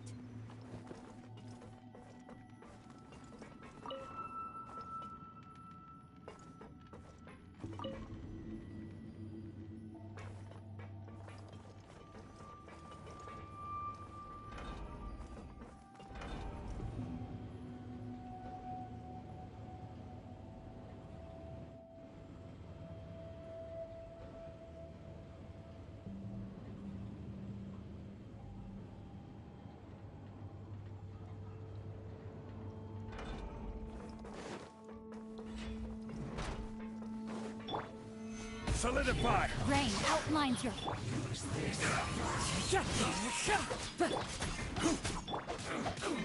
Enshroud! Harden up. Into the wind. Right there. Stabilize. Can't see. Finally. Keep up. Some quiet. Well met. The wind knows us. Can't run. Well, No, my sword! all you got. Let's move. One with nature. I see through you. I will have order. Into the wind. Enshroud! You need to hurry up. Roasted fry. Solidify. One with nature.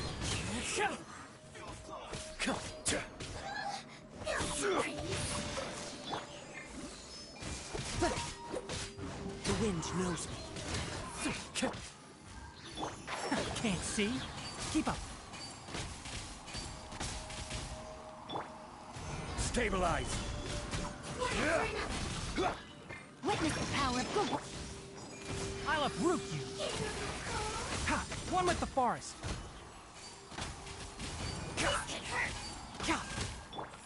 Into the wind. Clouds high. The bird Order guide you.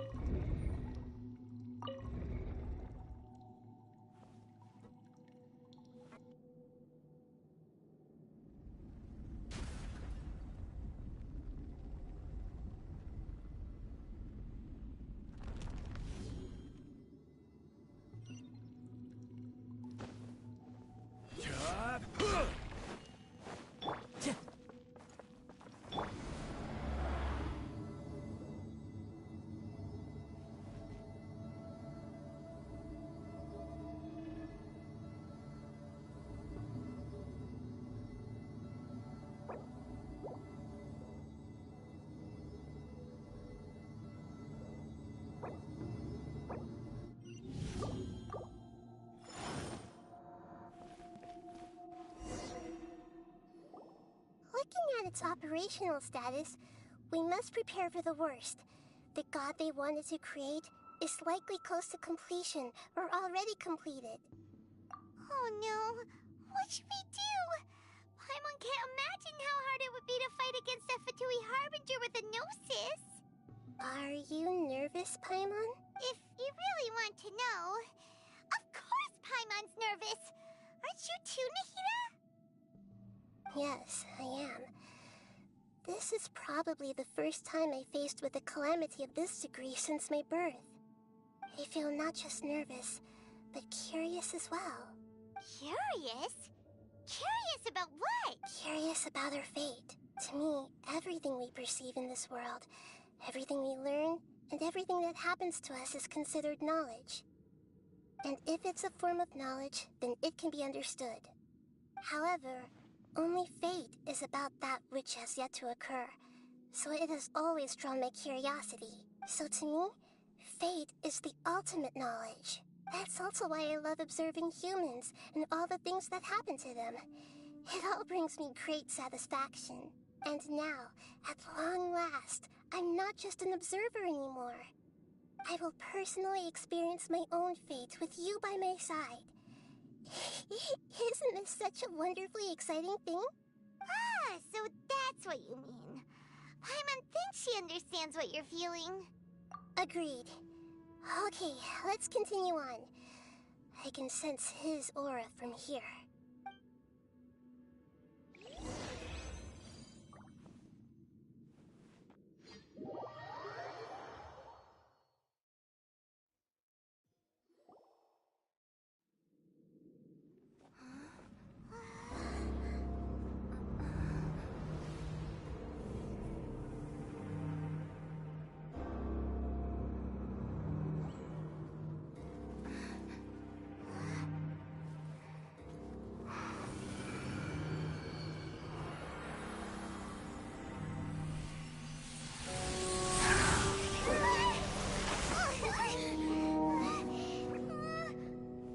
Who would have thought the world would be so eager for my birth?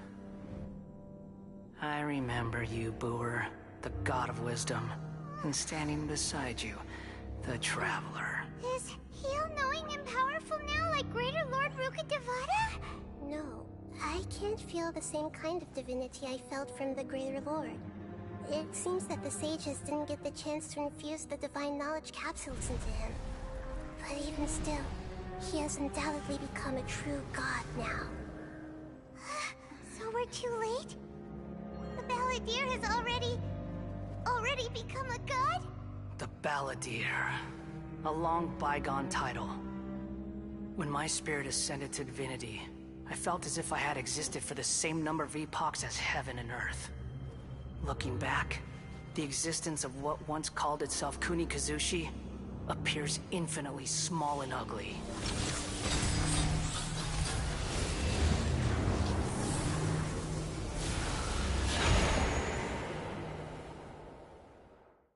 This imposing aura, it really feels like the gods! A body that capitalizes on the Balladier's original construction as a mechanical puppet, with the Gnosis serving as a constant power supply. How much effort and resources did the sages put into this? From a purely technological perspective, it's a commendable achievement indeed. It's no exaggeration to say, this is the culmination of human wisdom. You sure are something! Dishing out compliments at a time like this? But I don't think he's reached the spiritual height of a god.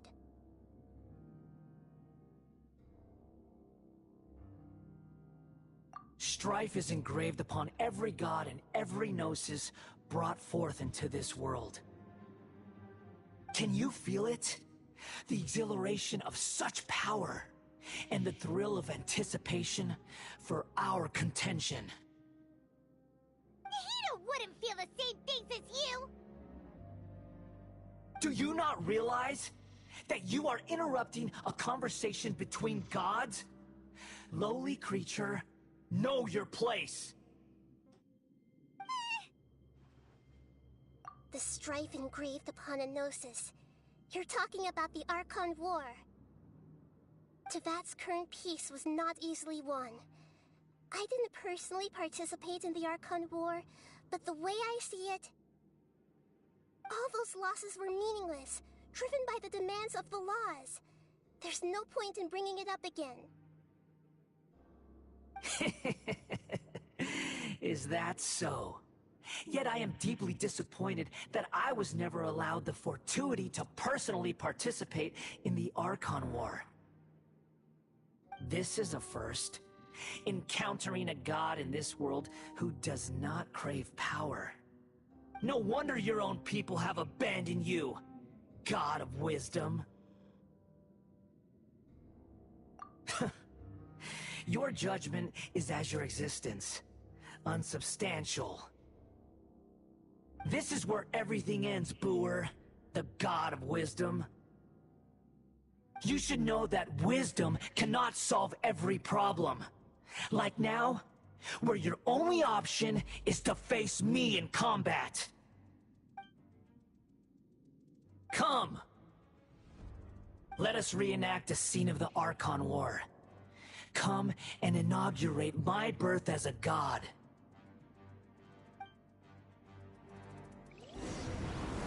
Churn!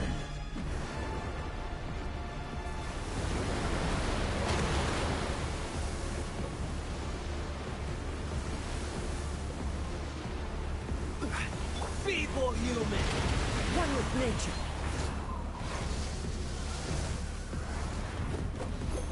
Time to go. Solidify! Insignificant pest!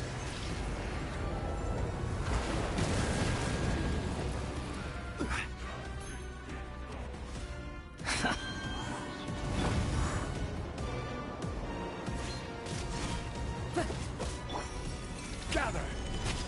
At my command, you shall fall! I hear everything! I can't.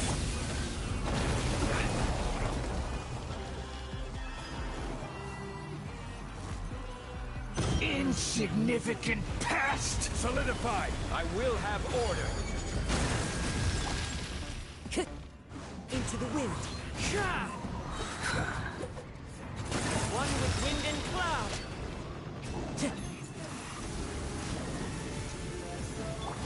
Perish!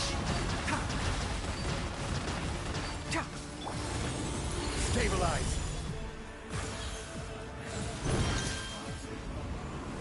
Churn! One with nature.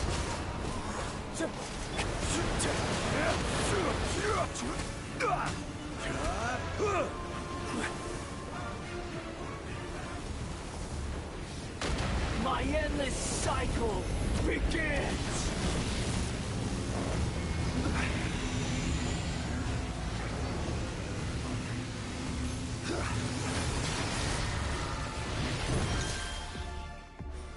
Solidify! Into the wind! Perish!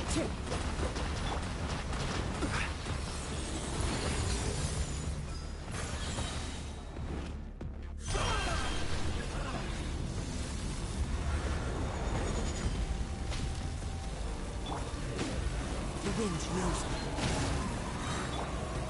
Gather!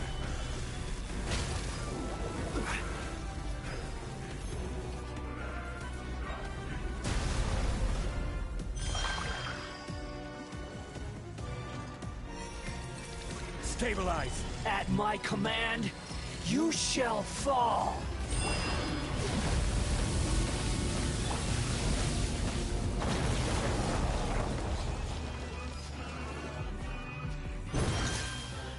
Insignificant pest! Birds come!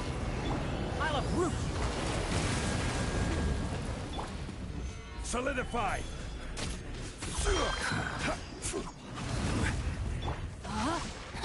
Rain cutter. One with nature. Perish!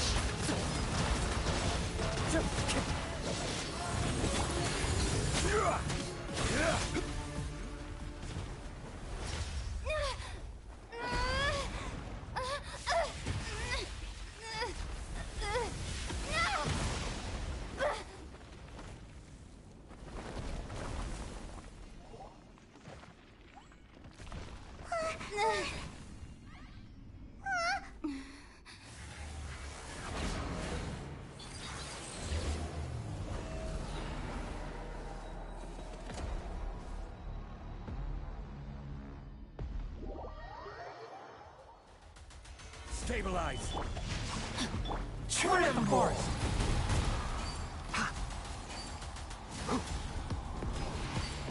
Burn to oblivion!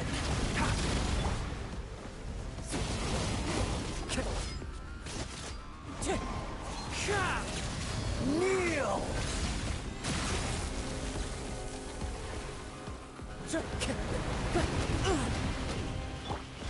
Gather!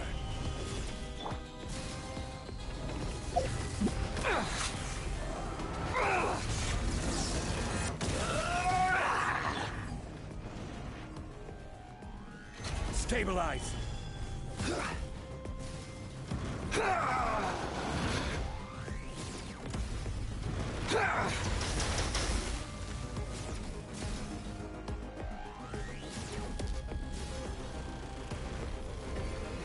Reality is pain!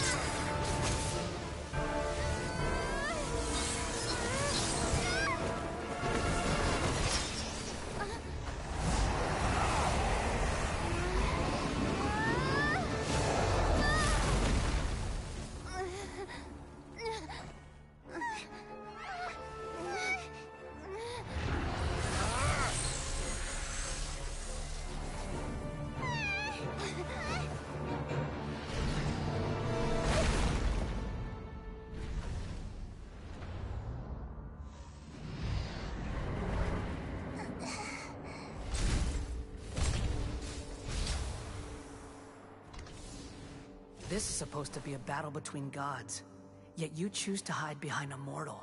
And now, you're acting like you'd sacrifice yourself for a human. Are you having fun proving a false sense of heroism to yourself, Boor?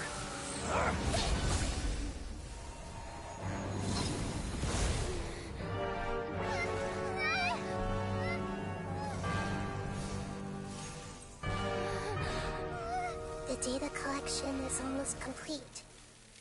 Do you even know how many times you've tried to take my gnosis from me?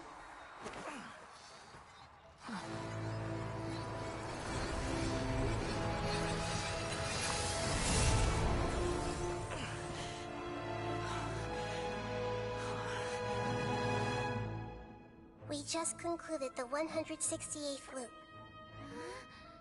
Did you know that in the effort to create you, the people of Sumeru were forced to live through the exact same number of Sub-Zerus festivals and Samsara cycles? The power of dreams. When did you use it on me?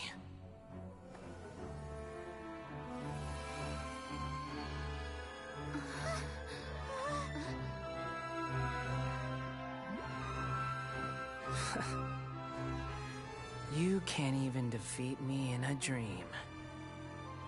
What do you hope to achieve with this little trick? Come, Traveler. Just like before. Allow me to awaken the memories in your dreams. All that battle experience! It's more than that.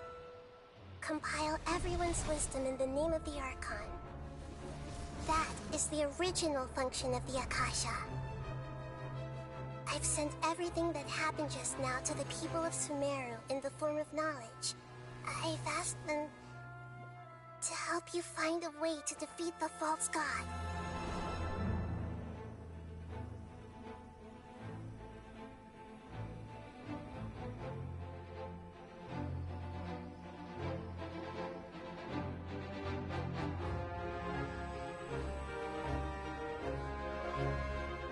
Now, all of Sumeru's wisdom is at your disposal.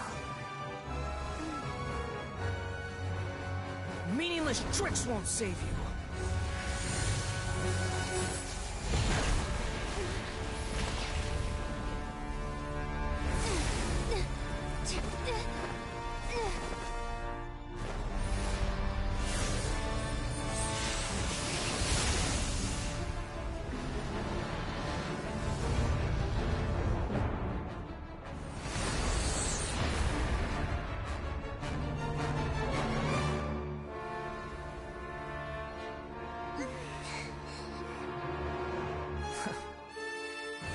Are you done with your tricks? Can I finally take this as a real battle between gods? I'll leave this to you, the first sage of Booer.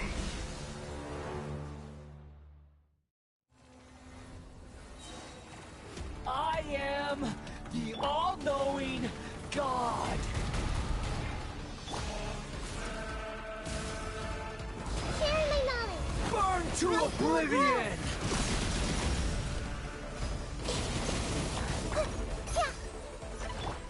You filth! I will have order.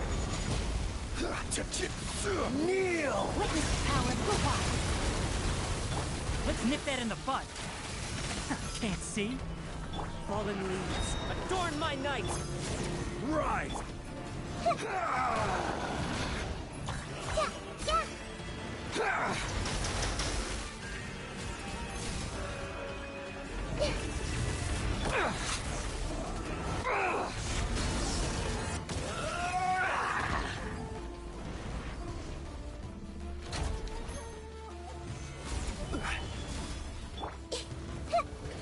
I see everything. Reality is pain!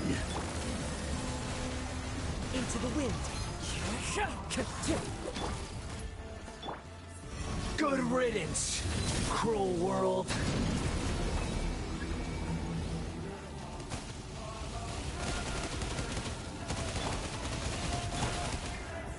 Gather!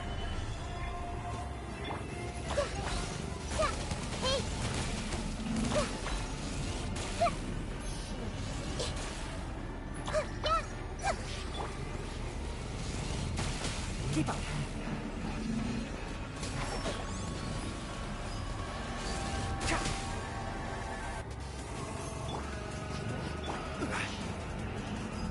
Stabilize!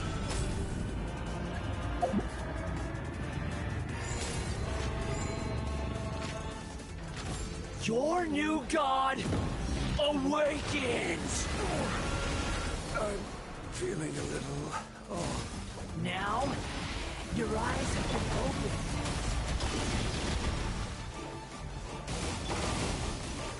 Everyone hold hands! Kneel!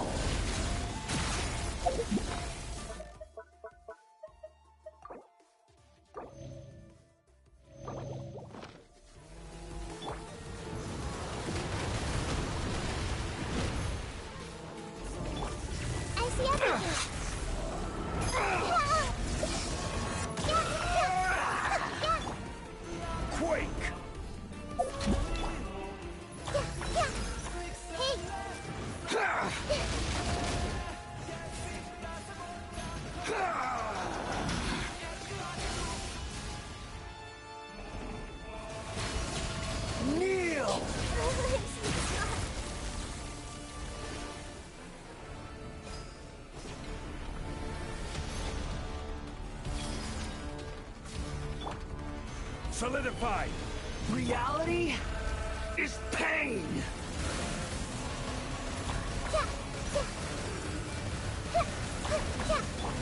One with nature.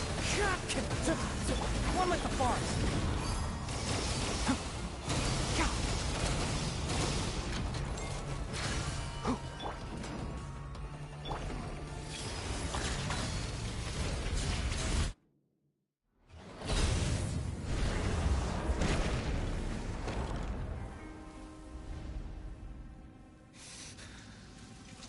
Humans. Filthy humans.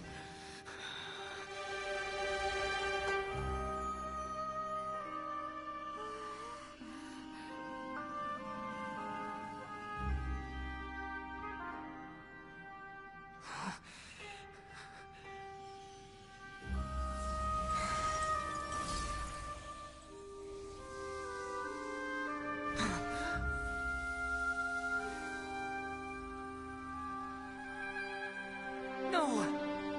Wait! Please! Anything but the Gnosis!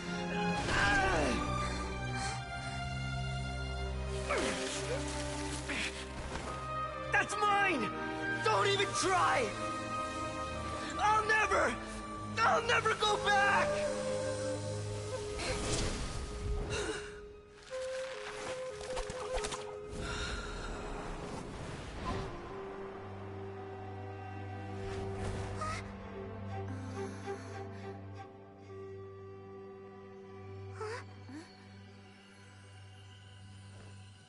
We haven't yet found the answer to the most important mystery. Irminsul is still waiting to be saved. With the power of another Gnosis, we may now finally understand the last memory of Greater Lord Rukkhadevata.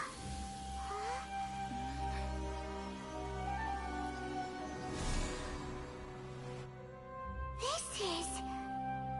That's right. This is the last memory of my predecessor. Wherever in this world.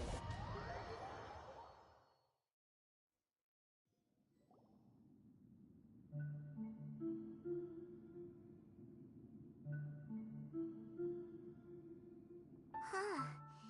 This sure seems very different from what Paimon imagined. Shouldn't Irminsul be in this realm of consciousness? Yes, that is our destination. But I didn't expect the remaining consciousness of Greater Lord Rukkhadevata to be as polluted as this.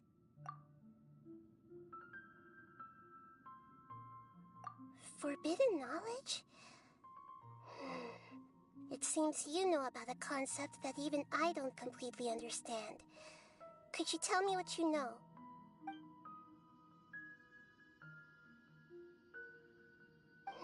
Your inference seems logical enough.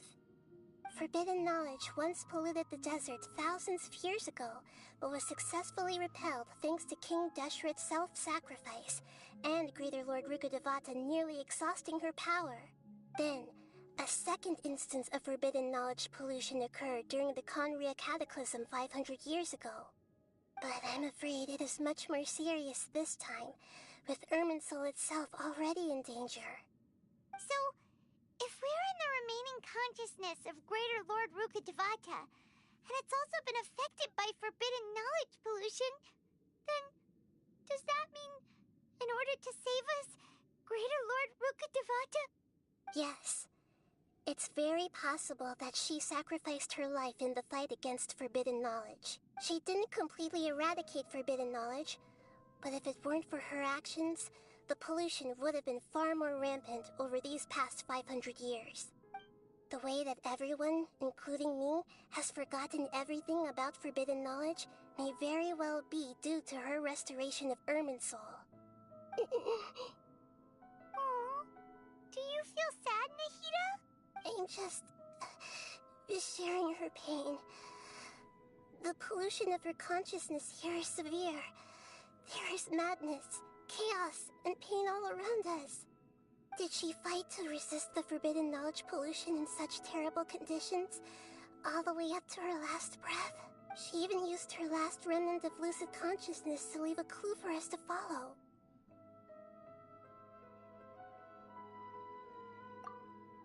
Yes. Her words were distorted by forbidden knowledge, so that's all we could hear. But now, we have a chance to find the answer to this mystery. We can cross the polluted consciousness until we found the right path to meet with her lucid consciousness. And then, we'll let Greater Lord Rukkhadevata tell us the truth in person.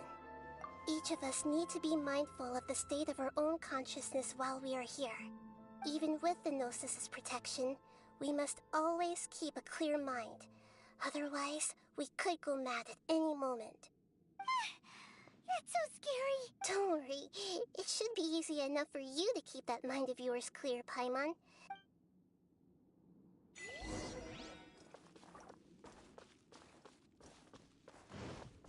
Are we in the air? And why is there a huge boat? That's the boat of consciousness, which symbolizes reason here. Its course... Wow. What are these? The monsters seem to have been affected by them.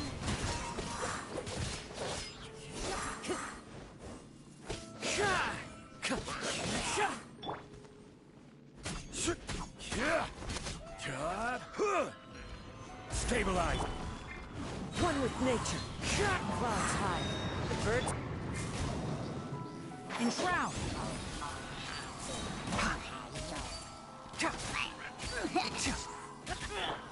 Into the wind. I hear everything.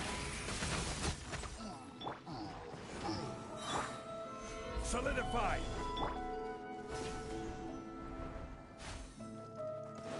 Time to go. The wind knows me. This is order. As one with wind and cloud. No, my sword. Into the wind. Chip one with the forest.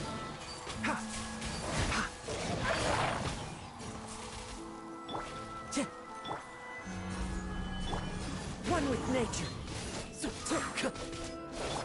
Can't see.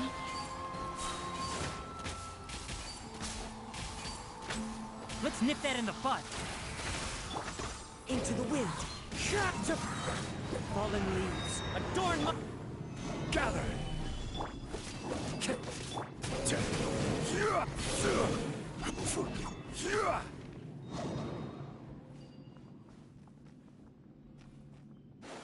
Look! A four-leaf sigil has appeared in the sky!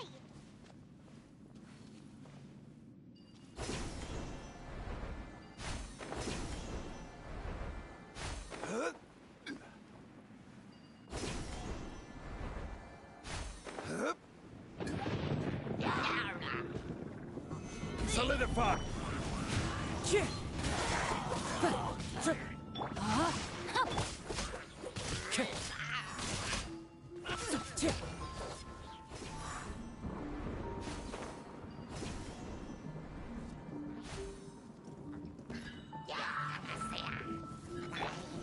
Stabilize.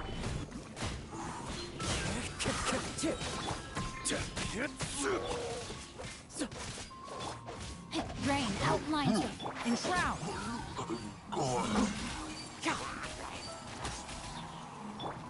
The wind knows me. Time to go.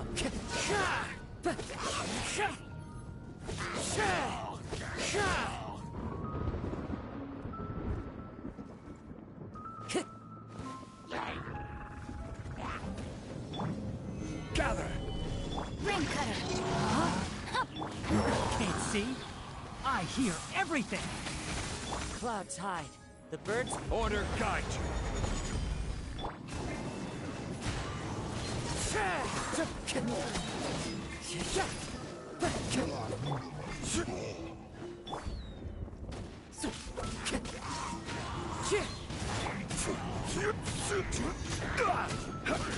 To control the boat of consciousness, we need to find the helm first. One with nature.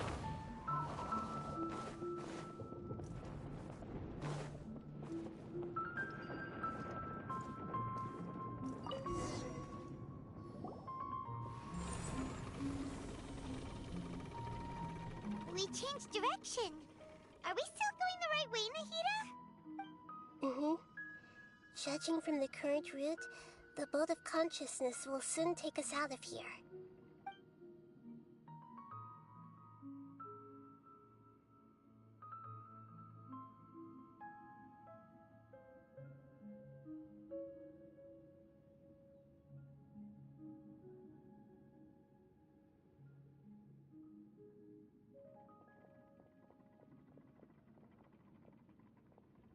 We'll be arriving at our destination soon. How are you feeling? Are your minds still intact? Huh? But everything's been completely normal for Paimon. Hopefully there won't be any more interruptions. This time, we should be able to meet Greater Lord Rukkhadevata. Are you saying you've never met Greater Lord Rukkhadevata before? No. It seems that my birth and her death took place at the same time. Otherwise, I think she would have given me a little more guidance, and I could have done a better job. Hey, you've done a great job, Nahida. Let's get out of this creepy place and go meet her.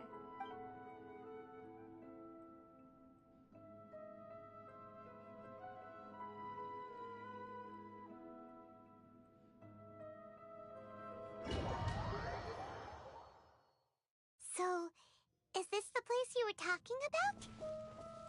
The base of Irminsul?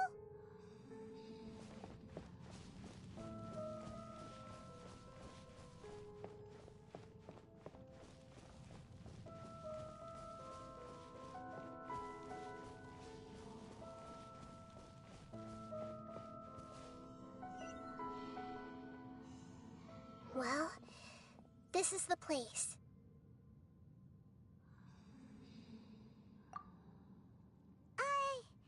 We're here to find Greater Lord Rukkhadevata, right? But the one standing over there is... Is that... me?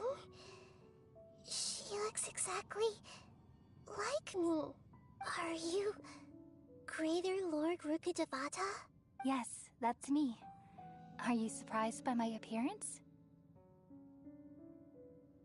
Irminsul and the surrounding lands have been reproduced here as they were years ago. But this is just a realm of consciousness. We are manifestations of the same nature. Hence why we would appear exactly the same. We're of the same nature? Why? Because you are me, and I am you. You are me in the new samsara. The new samsara? As Greater Lord Rukkhadevata, I'm the avatar of Irminsul. And you are the purest branch snapped from Irminsul. Imagine it this way. Even if a tree dies, its branches will eventually take root and grow, continuing the tree's life in another form. I'm merely the remaining consciousness of Greater Lord Rukkhadevata. The real me has presumably died a long time ago.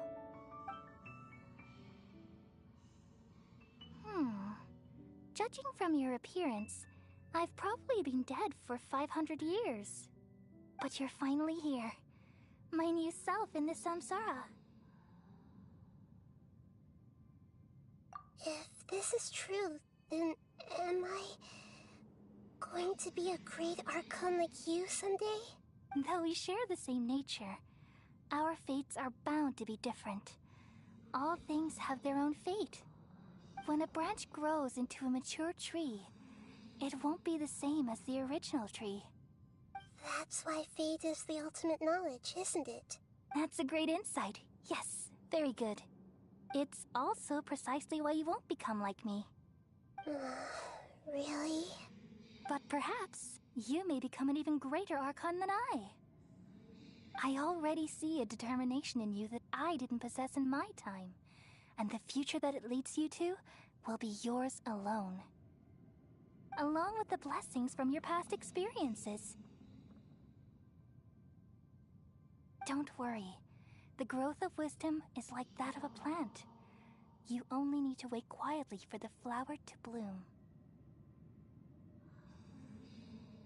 Come to think of it, the sages never had the faintest inkling of the meaning of wisdom. Thank you. Nothing makes me happier than discovering that the Archon I always admired was in fact myself in another fate. It's so nice to speak with you, Greater Lord Rukkhadevata. I've always wanted to meet you.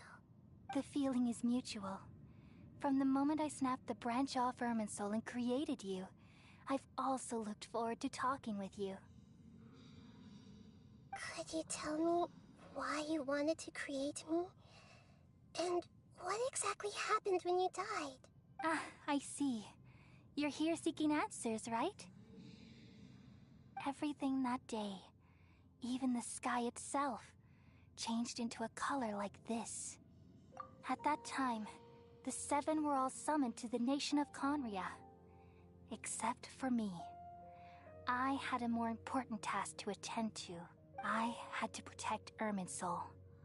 The disaster occurred together with the pollution of forbidden knowledge. At that very moment, with my consciousness connected to Irminsul, I sensed something was wrong. The pain started to torment my mind. By the time I reached Irminsul, it was already displaying signs of corruption. Had I not repelled the pollution of forbidden knowledge with King Deshret thousands of years ago, I might have felt even more hopeless and lost.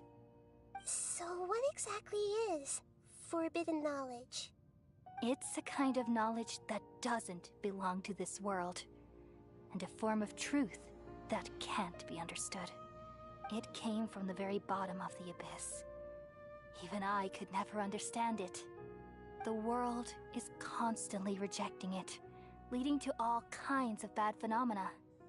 If we allow forbidden knowledge to pollute Irminsul, I'm afraid the entirety of Teyvat could fall apart. So, there's knowledge that even the God of Wisdom can't understand? At that time, I knew I couldn't repel the forbidden knowledge with my strength alone. Which is why I created a device that compiled human wisdom and named it the Akasha. It's truly the world's most amazing invention. Thank you. For a long time, I thought dreams were the fruit of human wisdom. Though it was selfish to do so, I borrowed people's dreams using the Akasha. Then I compiled their wisdom and all of my own power. Well, did it work? Thanks to the wisdom of the people of Sumeru, almost all the forbidden knowledge was cleared from Irminsul. But things didn't go as smoothly as I thought. I had a terrible headache, which gave me an uneasy feeling. And then I remembered that my consciousness was also connected with Irminsul. It brought me knowledge and wisdom, but vile corruption as well. From the very beginning, my existence had been polluted by the forbidden knowledge. Oh no! How could that happen? I've experienced that pain in your consciousness. It must have been a horrible experience. Yes, but my feelings weren't important. The important thing was that even if I died, my existence and everything related to me would continue to exist in Irminsul as memories and knowledge, meaning that the forbidden knowledge couldn't ever be permanently eradicated. And there's no way for me to eliminate myself. So, I took the purest branch of Irminsul as my incarnation in the next samsara and left a trail of clues, all in hopes that you would come here and remove me and my pollution from Irminsul forever. Wait, no, I can't.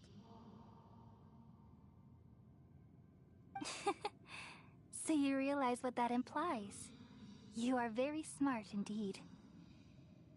Irminsul has all the knowledge and memories of this world.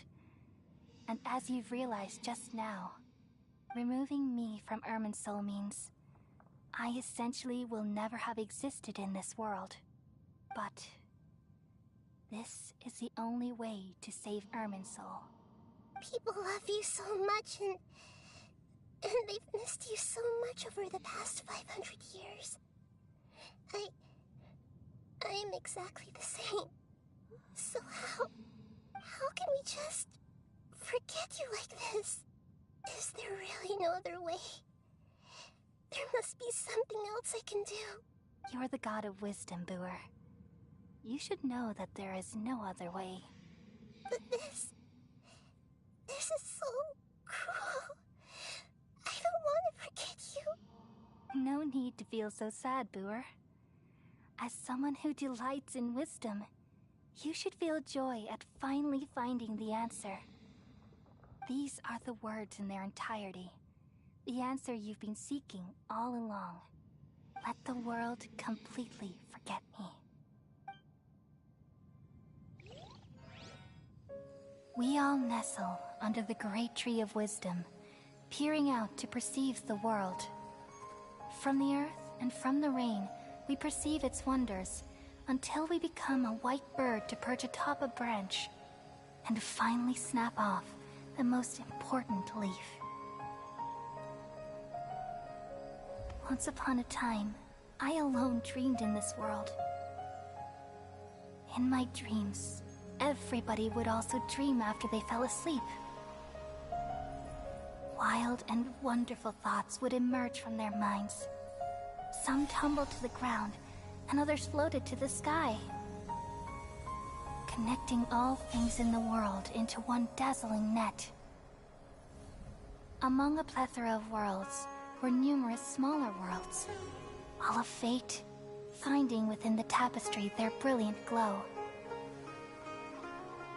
I gradually understood that these indescribable and constantly changing things are the most profound things in the world.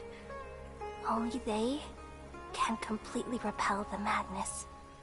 Only dreams can awaken consciousness from the deepest darkness.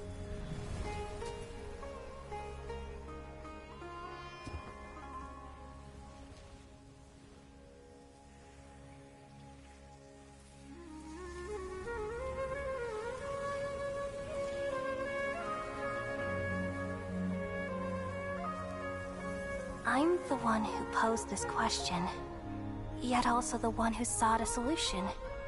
Saving the world with the dreams of the people used to be my answer. And now, you've also found your own answer, and I shall return all the dreams to the people.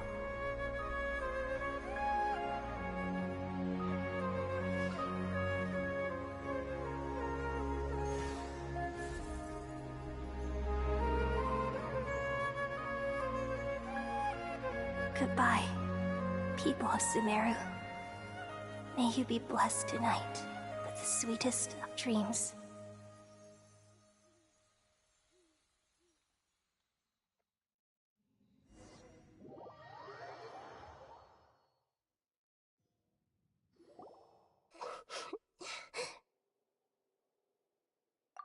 I'm alright. I'm just a little confused. We've just saved the world, right? So why am I crying? I don't know where this feeling inside of me is coming from, but I feel very sad. Just now, we used the power of two gnosis to successfully connect with the Irminsul consciousness from 500 years ago. Then, we removed the remaining pollution from Irminsul.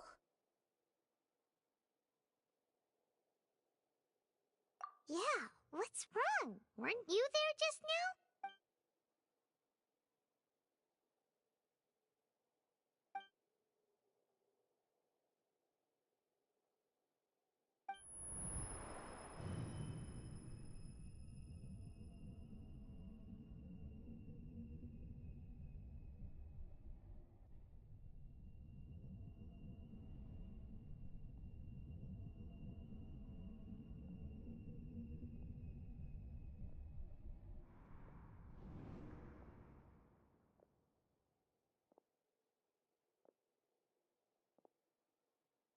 Huh? That sound. Traveler! Paimon! I've been waiting here far too long. But finally I have the chance to be alone with you. All the precious time I wasted has finally paid off. The doctor! What have you done? Just a type of sound wave that can quickly put defenseless people into a dream. As I expected, it doesn't have any effect on gods. This is the only thing of interest I found among the sage's research. I thought I'd take it for a little spin. Don't worry. I know you would never forgive me if I actually killed them. I'm here to negotiate with you. Naturally, I won't do anything dangerous that could potentially damage our relationship. Negotiate with me? I heard you had already left Sumeru. Why are you here again now? I left Sumeru, but I also stayed in Sumeru. Even the God of Wisdom is restricted by the habits of cognition. How disappointing. You mean there are many different versions of you in this world? An astute guess. Even the same individual will have different cognitions at different ages. A long time ago, I made a major decision in hopes of preserving all my perspectives of how I observed the world. Observation is the first step of any experiment, but observing the current world doesn't satisfy me. It lacks an important dimension, that of time.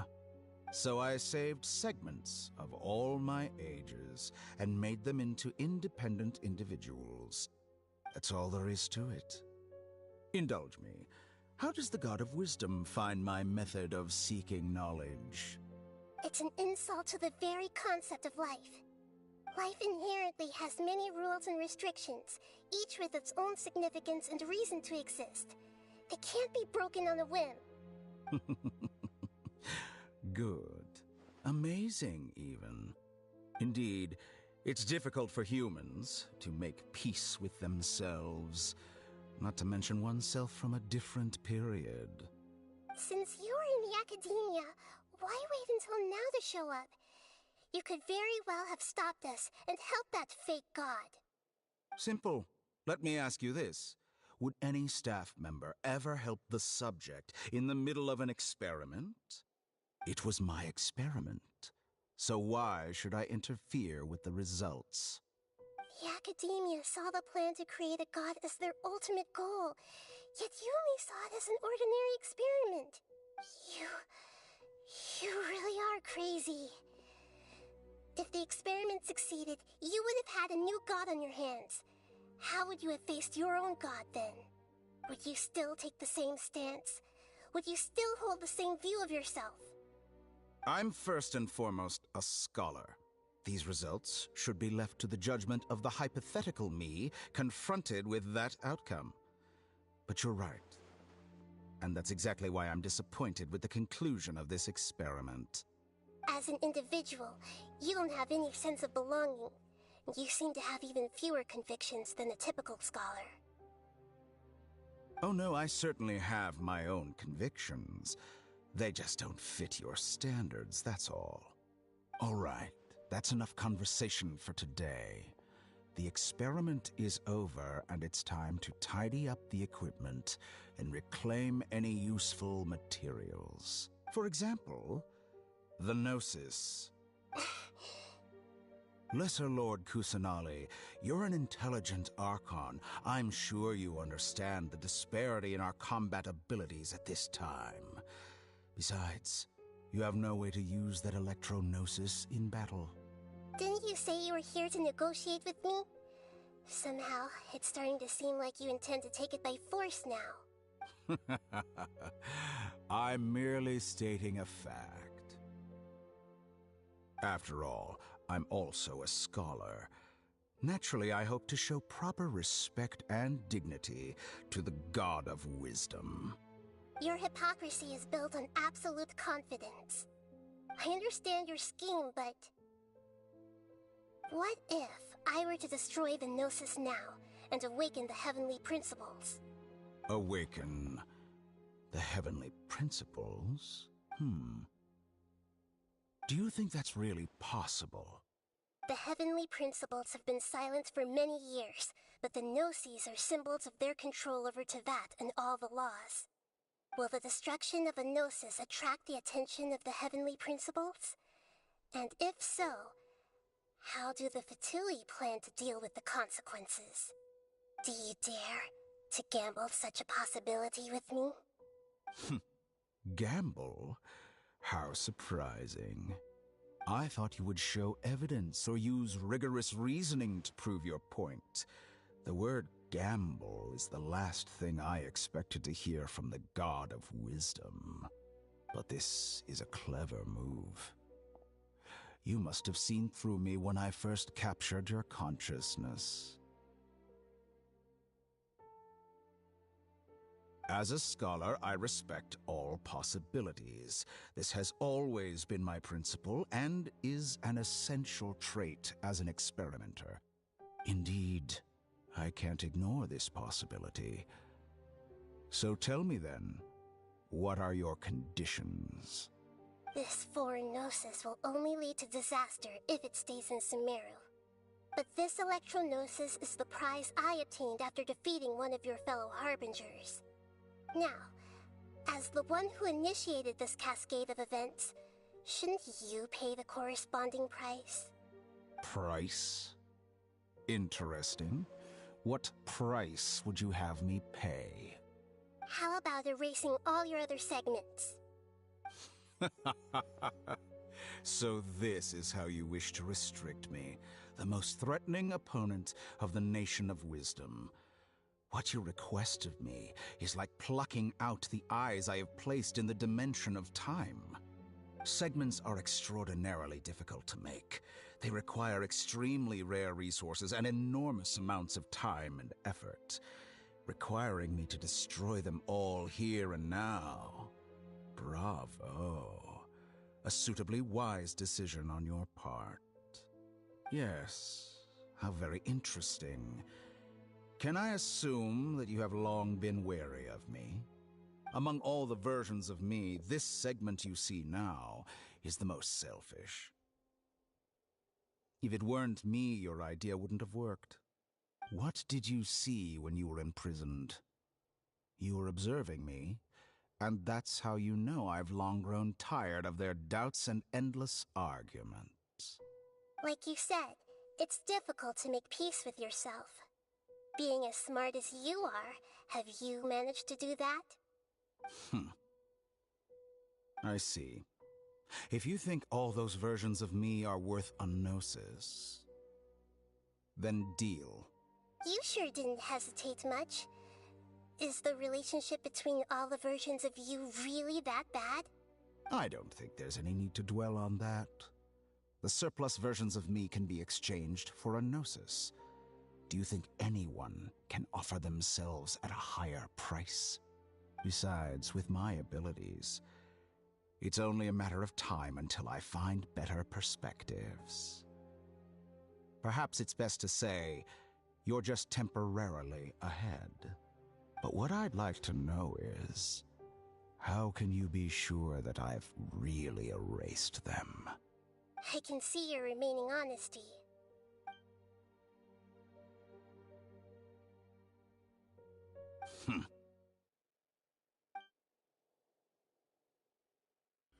What a ridiculous decision! You can't be serious! How could I have been so short-sighted? You think this is the end? Wait, I'll have my revenge! You'll make Good this moment riddance. count. You will regret this! Well, have you confirmed that it's complete? Here, take it. The future of Sumeru City will be in my hands alone. I will shut down the Akasha and let curiosity and the thirst for knowledge drive the realm of academics once again. There won't be any further gaps for you to exploit.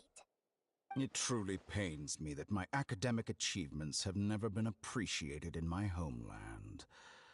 Of course, I have no interest in being rejected by this city for a third time. Another chess piece. And where is your dendrognosis? Don't be greedy, Harbinger of Snezhnaya. No, this is a different transaction. If you intend to turn off the Akasha anyway, then there's no further use for the Gnosis of Sumeru, is there? Besides, isn't it the Archon's duty to deliver what's desired of the Seeker? Oh, judging from your expression, you don't seem to find the idea very agreeable. Then let's think of it this way. Since you're the god of wisdom, how about I exchange some knowledge with you? People exchanging knowledge with the god of wisdom is the stuff of legends. Yet here you wish to exchange knowledge for the god of wisdom's property. Arrogant as that is, it has piqued my interest. Let me ask you, have you in all your mighty knowledge ever heard the rumor that the skies of Tevat are fake? Huh? That's the secret hidden by Irminsul concerning the truth of this world.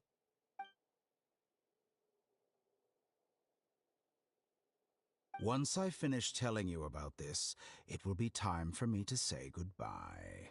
With negotiations, we've all gotten what we wanted. I'm very glad I got to meet you like this. Your arrogance may know no bounds, and convictions may mean nothing to you.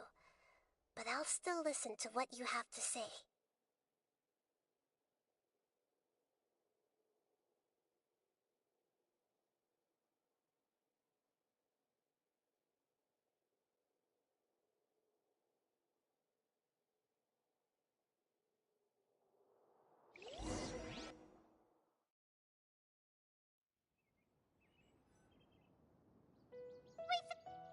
Together!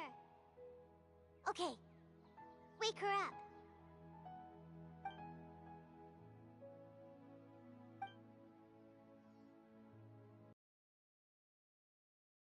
It's time for breakfast. Come on, get up! Good morning! How are you feeling today? Good to hear. It looks like we've recovered pretty well. Not even Tainari could stop us from going out now, right?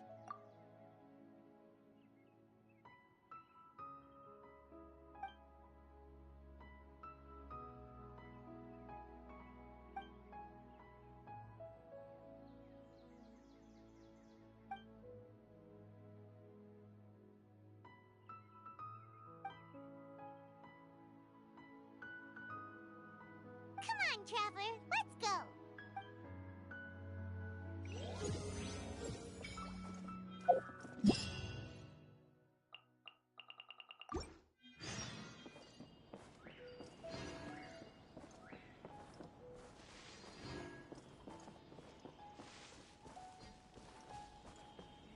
Yes?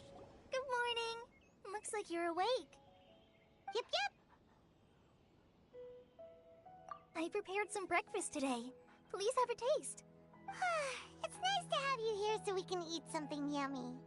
Well, now that I've recovered from Alizar, I'm feeling better than ever.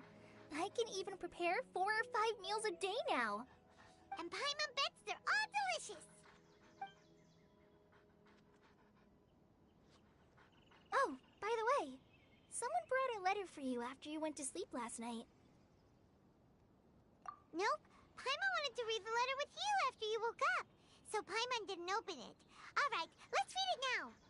Oh, it's from Nilu. Ahem. We're going to hold a feast at the Grand Bazaar and celebrate Cyano's reinstatement as the General Mahamatra. As heroes of Sumeru, please be sure to attend. I'll wait for you. The date of the banquet is written on the back. It's in 2 days. Oh, I've also heard that you've become heroes here as well. That's amazing. Sometimes I'm really envious of strong and confident people like you. Oh, you're embarrassing me. Anyway, let's go to the Grand Bazaar to have a look. Oh, before you leave, be sure to inform Master Tainari.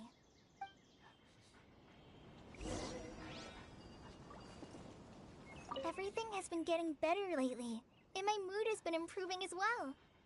You can come find me anytime if you need anything. You're welcome. I was just doing my duty. Remember to talk to Master Tainari before you leave.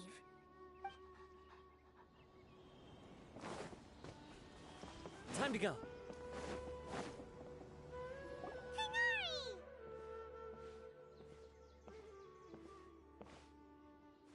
Good morning. How do you feel today? We feel much better. How about you?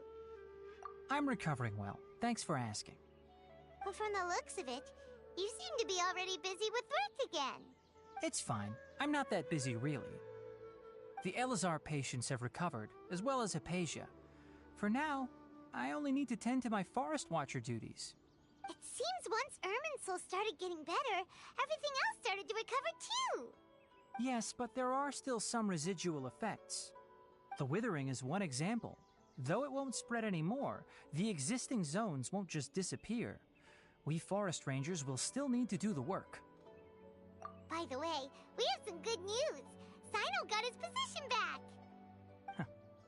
This news is hardly new. He had already mentioned it to me before. Huh? You mean he was already here? Why didn't he come to say hi to us?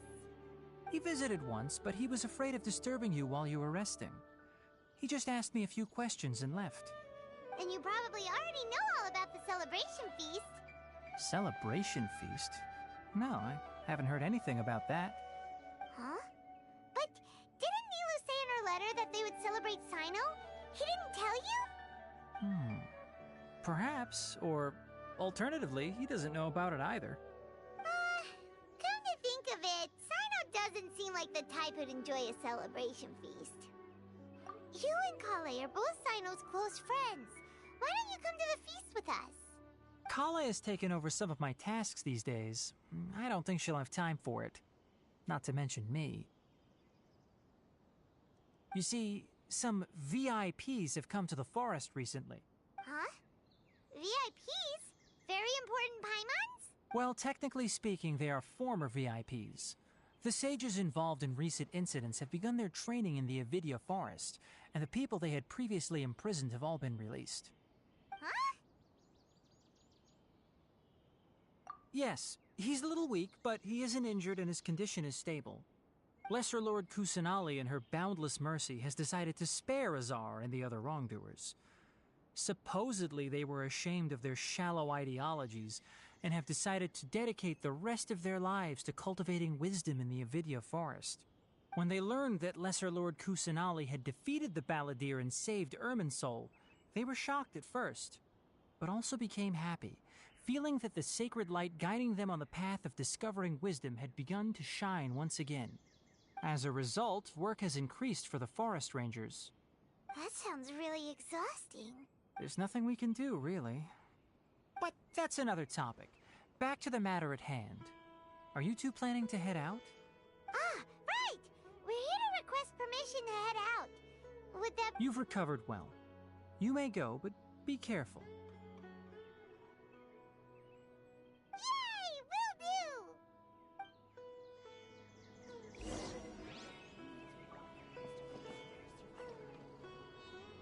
Is there anything else you'd like to ask about? Ah, yes. Thanks for remembering her. She continued her training in the forest after she recovered. As a scholar, she never slacks off. A lot has happened lately. Kale and I have been busy, but don't worry, we'll take care of ourselves. As for Sino's reinstatement, the more I think about it, the more I suspect that he just doesn't have a single clue about this feast. But this does remind me that Kale and I should find an opportunity to celebrate him as well. He has helped me a lot during this time. And you as well. Thank you. Take care. Please, find me if you need anything.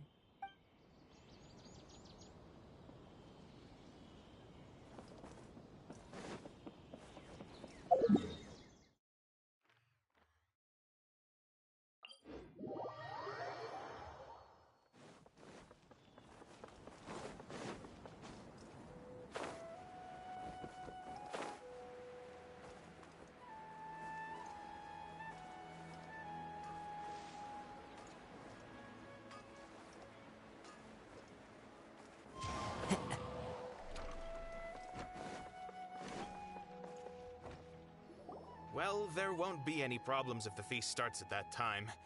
Everything has already been prepared. Mr. Zubair, I finished tallying things up here. Well, except for the guests. Is a simple reply really that much to ask of our guests? It's affecting our arrangements. Oh, it'll be fine. Besides, it never hurts to get things ready in advance. I was thinking the same thing. The feast will be held sooner or later, right? Hey, Nilu!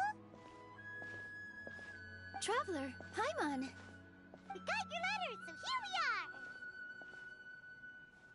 You're the best! The other guests haven't even replied yet. Huh? Are we the only ones that have arrived? Yeah, I had someone deliver letters to all of our guests. But maybe everyone is still busy with other things. Look, I get it. Sumeru is in an extremely important period of transition right now, but even if your friends are important figures, they shouldn't just ignore your request like this. Nilou is Sumeru's #1 celebrity, after all. You have no idea how happy I am to talk to people with good taste. If you consider enjoying Nilu's dances having good taste, then almost everybody has good taste. Because Paimon thinks everybody will love her performance. That's right. We all think she's amazing too. Nilou is an absolute favorite among those of us who frequent the Grand Bazaar. For Outlanders, you have a great eye. Master Zubair, let's have a vote for the most outstanding audience members next time. I think these two may win. Nonsense. It is not for us to determine the value of an audience. But indeed, we could try giving gifts to people with particularly good taste. I heard there's a device in Fontaine called a camera that can record people's... Ooh, good idea. I wonder where we can find one. I don't want you giving pictures of me to everyone. I'm satisfied just being able to perform here. There's always a lot going on at the Grand Bazaar. Yeah, and that's why I love it here. Traveler and Paimon, could you help confirm if the letters were actually delivered? If for some reason they didn't receive the letters, then please tell everyone that there will be a feast here. Yeah, we can also check out how everything in Sumeru is going now. When I wrote the letters, I heard that Dia was in Port Ormos, and Alhaitham was at the Academia. As for Sino, we've only heard that he appears at the Academia from time to time. I'm not too sure about Ramon's whereabouts. My guess is that he's with Dia.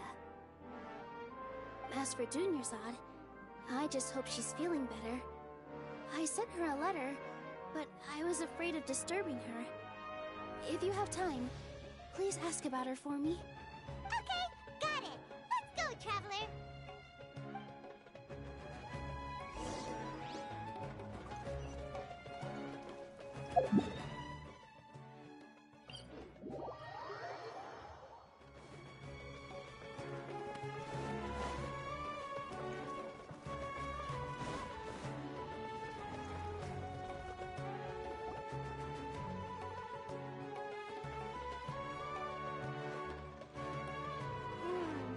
We haven't seen Alhaitham anywhere.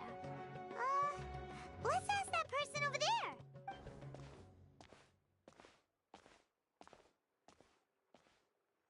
Hey there, have you seen Alhaitham around?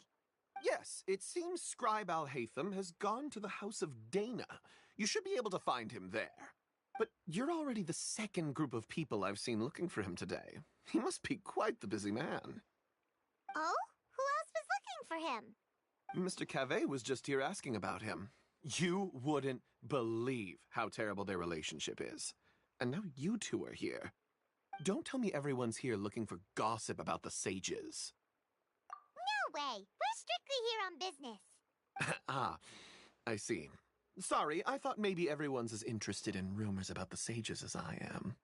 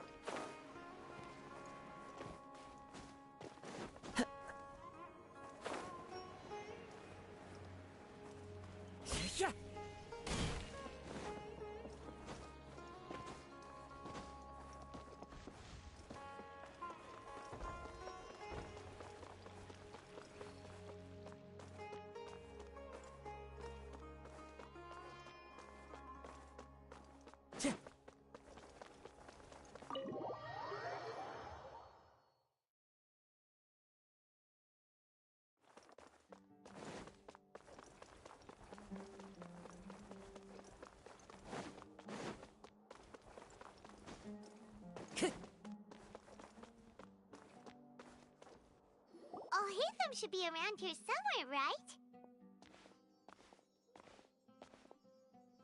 Oh, he's over there! But it looks like he might not have time for us. Just put down that worthless book and tell me what happened in the academia. This is not just some worthless book. Do you have any idea how difficult it is to find a physical book like this in Sumeru? It doesn't matter. It's probably just another thing that you used your authority to get your hands on anyway. Just put it aside. Listen, I came back today only to hear that the sages have disappeared. Oh? You sound surprised. Would I be here asking you if I knew? You're the scribe, not me. So just tell me what you know already. Well, I almost became a sage. Huh? Oh, don't sound too surprised now. You're the renowned Kaveh, light of the Ksharawar. Besides, as a master builder and craftsman, chances are you'll be appointed as a sage too. Why do I feel like you don't really mean it? Huh. What makes you say that? Why would you question my heartfelt sincerity? Maybe it's because you've never said anything good about me before. Yeah, well, I share a similar sentiment, and anyone who knows you as well as I do would surely do the same. Oh, you... See? This is why I hate discussing anything with you. Your ridiculous and arrogant attitude always gets in the way. It seems that you really can't stand my personality. Ha! What was your first clue? Well, then you might as well move out of my house. Are you threatening me? Stooping to a new low, I see. Ugh, and don't change the subject. You, a sage? What a joke. The academia might as well just close tomorrow. Are they having a fight? Forget what's going on with the academia. Haven't you been busy with your construction project? Tell me, when are you going to build yourself a mansion? Don't get me started. I get angry just thinking about it. So, what great building did our master architect work on this time? Like I need to tell you. Keep your nose out of my business. No, I think we deserve to know. Where were you when Sumeru needed you most? I was in the desert for a large project, but considering Haravatat's utter ignorance of architectural and aesthetic matters, you probably wouldn't understand. Which is truly unfortunate. I can only pity the man who doesn't understand the first thing about beauty and romance. Unlike a true... hold on, wait a second. What do you mean by when Sumeru needed me most? Well, while you were out fiddling around in the desert, many people came together to save Sumeru from a crisis. Ha! And you think I'd believe that? Look, all you really need to know is that Azar and all his accomplices have all been overthrown. Huh? What nonsense are you talking about? It's no skin off my nose if you don't believe me. It's not like my Darshan was the one trying to apply for funding from the Grand Sage. Yours, though, on the other hand... You know what? I'll ask around. I'm sure someone knows what's going on here. You're dead if I find out you're lying to me.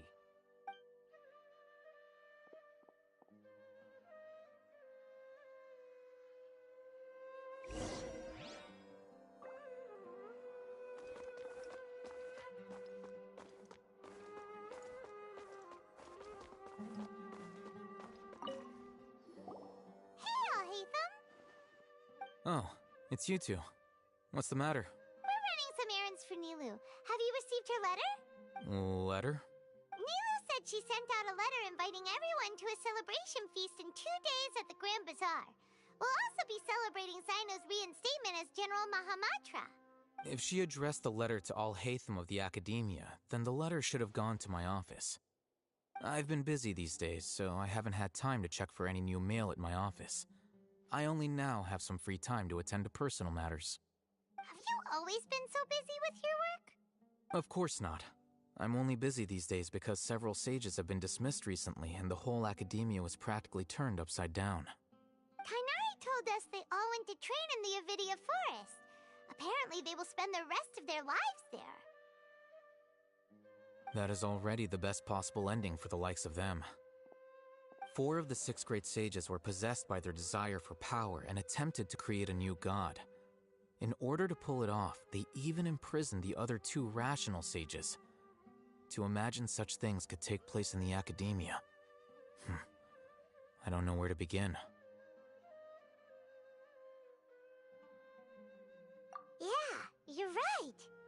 Huh. Feels kind of strange to hear them called that after all this time. But then again, the 6 great schools sounded pretty impressive too. Yes, at least that's how they're supposed to sound. It's said that when the academia was first founded, the Dendro Archon herself established the 6 great schools, each representing one of the 6 different types of wisdom. Numerous Darshans have sprung up and faded. Only the 6 Darshans attaching themselves to the 6 great schools have stood the test of time and obtained permanent seats in the academia.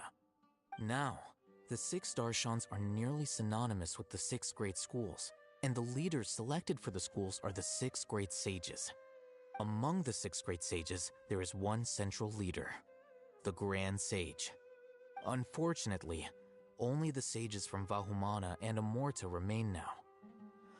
They were imprisoned for opposing Azar and were only rescued after Azar's downfall. So who's managing things in the other 4 schools now? Do they need to find someone new? Yes. Normally, new sages are selected based on a strict set of criteria. Oh, didn't you just say something about becoming a sage? If they pick you, then we'd have a huge connection in Sumeru. Yes, about that. You didn't let me finish my sentence. The person in charge of personnel affairs nominated me to be the Grand Sage in place of Azar and help Lesser Lord Kusanali manage the academia. But I refused. Huh? But why? Ugh, can't you be a little more ambitious? I'm not even interested in being one of the 6 great sages. Like I said before, I don't like being a leader. Oh, all right. So are you busy these days trying to find others to take the job? That's not my job either. I'm only responsible for handling important affairs within the academia before the new sages take office. And the first thing I'll do is reject Kasharawar's application for funding. By the way, who was that other person just now? Is he your friend? Do we look like friends? Paimon doesn't know. That's why Paimon's asking. His name is Kaveh, my roommate. You could say he's the representative for Ksharawar scholars, which is exactly why he always has so many problems. So everything that's happened recently must be a huge change for the people of Sumeru. Such is the work of the Academia Scribe. Well, anyway, no matter how busy you are, since you are our planner, remember to attend the celebration feast in 2 days. All right, I'll see you there.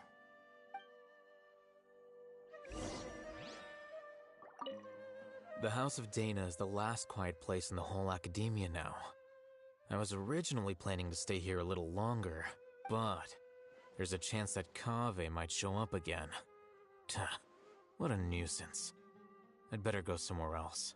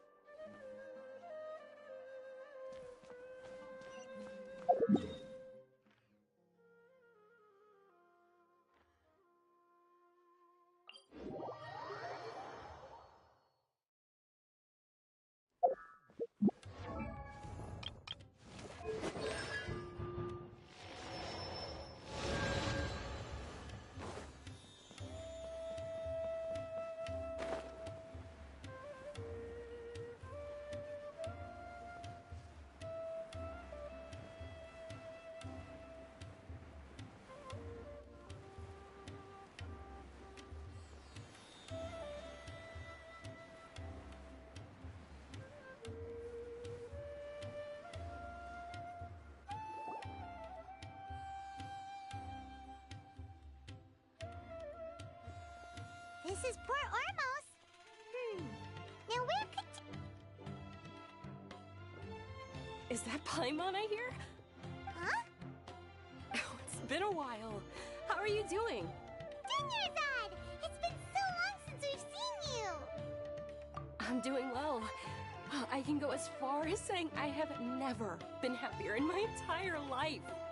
I don't know if you've heard, but Elazar has completely disappeared, and all the patients have recovered. You kidding? Knowing them and the connections they've got, I'm sure they've heard about it. Yeah! That's right. My lady is feeling better now, so I'm accompanying her for a walk. Why do you still call me that, Dia? You've already informed my father of your resignation. I guess I'm just used to calling you my lady. Old habits die hard. Resignation? You mean you're quitting? Yeah, I might start losing my edge if I keep being a bodyguard for the Homayanis. You know that my parents and I are fond of you, and that we appreciate you very much. It wouldn't be a problem if you wish to continue to be our bodyguard. I'm not a woman that's easily persuaded. You should know that by now, my lady. When I took this job, I had already decided that I'd quit as soon as you'd recovered. It's time for me to get back out there and chase that horizon. So what are you gonna do now if you're not gonna be a bodyguard anymore? I want to take a risky job and put my body to the test again. Huh? But we literally just finished one of the most dangerous jobs ever! Are you getting bored already? I know. If I hadn't joined in that plan with you, I wouldn't have come up with this idea. I guess I still get fired up by that feeling of going all out in a fight. It made me realize that I'm still a mercenary through and through. Life is short, and I'm happy that I got to be a part of that operation. But the whole thing also made me realize that there are still many problems in Sumeru.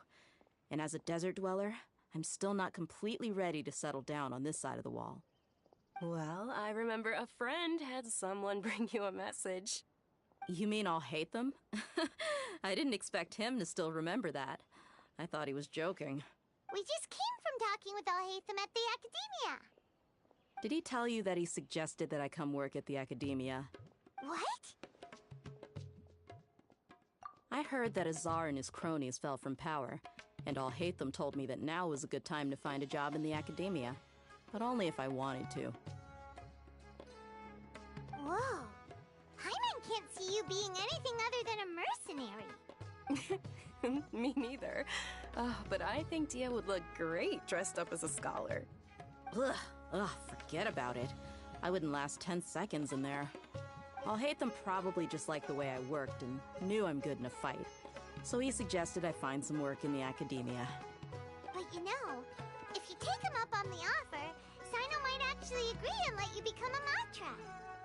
Because you're super amazing! The Matra have all the talent they need as long as they have Sino. I prefer to be free to live however I choose. In fact, I chose this job from the very start because I knew it'd be right up my alley. Even if being a mercenary means facing all kinds of danger. A lion has to return to the wild sooner or later. If anything, being your bodyguard has been unfamiliar territory for me. I don't want to see you go, but I'll respect your decision. I'm glad to hear you say that. Come on, no need for the sad face. It's not like we'll never meet again. Once the whole Dendro Archon thing is settled, everything in Sumeru will take a turn for the better. That makes me happy too. But a peaceful society will probably mean less demand for mercenaries like me. Before long, we'll be a dying breed. So I'd better get to work while I still can. Huh? But wait a second! You make it sound like you're leaving now! Well, no, not yet at least. I promised my lady I'd stick around until next week. So, have you been in Port Ormos this entire time? We were wondering if you had received a letter from Nilu. Oh, did Nilu write to us? She heard that you were seen in Port Ormos, so she sent the letter here. Huh. It was probably sent to the inn that we're staying at. My lady has been very energetic lately, and keeps taking me on hikes, staying out even into the night. By the time we get back, the receptionist is usually off napping on the job. Right, and we tend to leave quite early in the morning, so the old man on duty is also usually dozing off. So what it really sounds like is that the person on duty is always asleep. I bet the letter's at the reception desk. I'll go check later. No wonder there wasn't a reply. You never received the letter. Good thing Nilu asked us to come and check on that. Sorry to make you two come all the way out here. It must be something important for Nilu to specifically write to us like that. Yes, she said they were preparing a victory feast in the Grand Bazaar, and will also be celebrating Sino's reinstatement as General Mahamatra. She was hoping you could come. Great! I'll be sure to attend. Count me in too. But is there some sort of dress code or anything for the feast? Can I just show up looking like this? Since it's being organized by Nilu, I don't think she'll be too picky about that. All right, then this is how I'll show up. The feast will be held in 2 days, so don't forget. Sure. Thank you so much for letting us know. We'll see you there. Oh, by the way, do you happen to know where Sino and Raman are? The General Mahamatra always comes and goes without a trace. Normally no one knows his whereabouts. Oh. But last time we met, he mentioned that he had something to do in Aru village. You can try your luck there. As for Raman, your guess is as good as mine. I only remember he said that he had something to discuss with Sino. You can ask Sino when you meet him. Don't mention it. You better get going. All right, on to our next stop.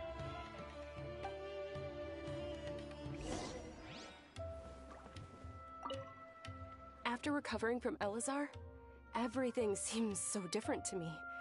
When I look at the scenery I've visited before, it has a completely different feeling. Yeah. You need to be stronger than an ox to take life by the horns. I think I've heard you say something like that before. But today, I finally understand what you mean. Is there any place you'd like to go? I can accompany you. I've got time. What if I tell you that I want to go to the desert? Fine by me. If we go to the desert, I can introduce you to my friends there. But we should prepare and get everything we need before setting off. Let's go! I'll go pack my luggage now. After we're done with the feast in 2 days, we can go have fun in the desert. You can count me in.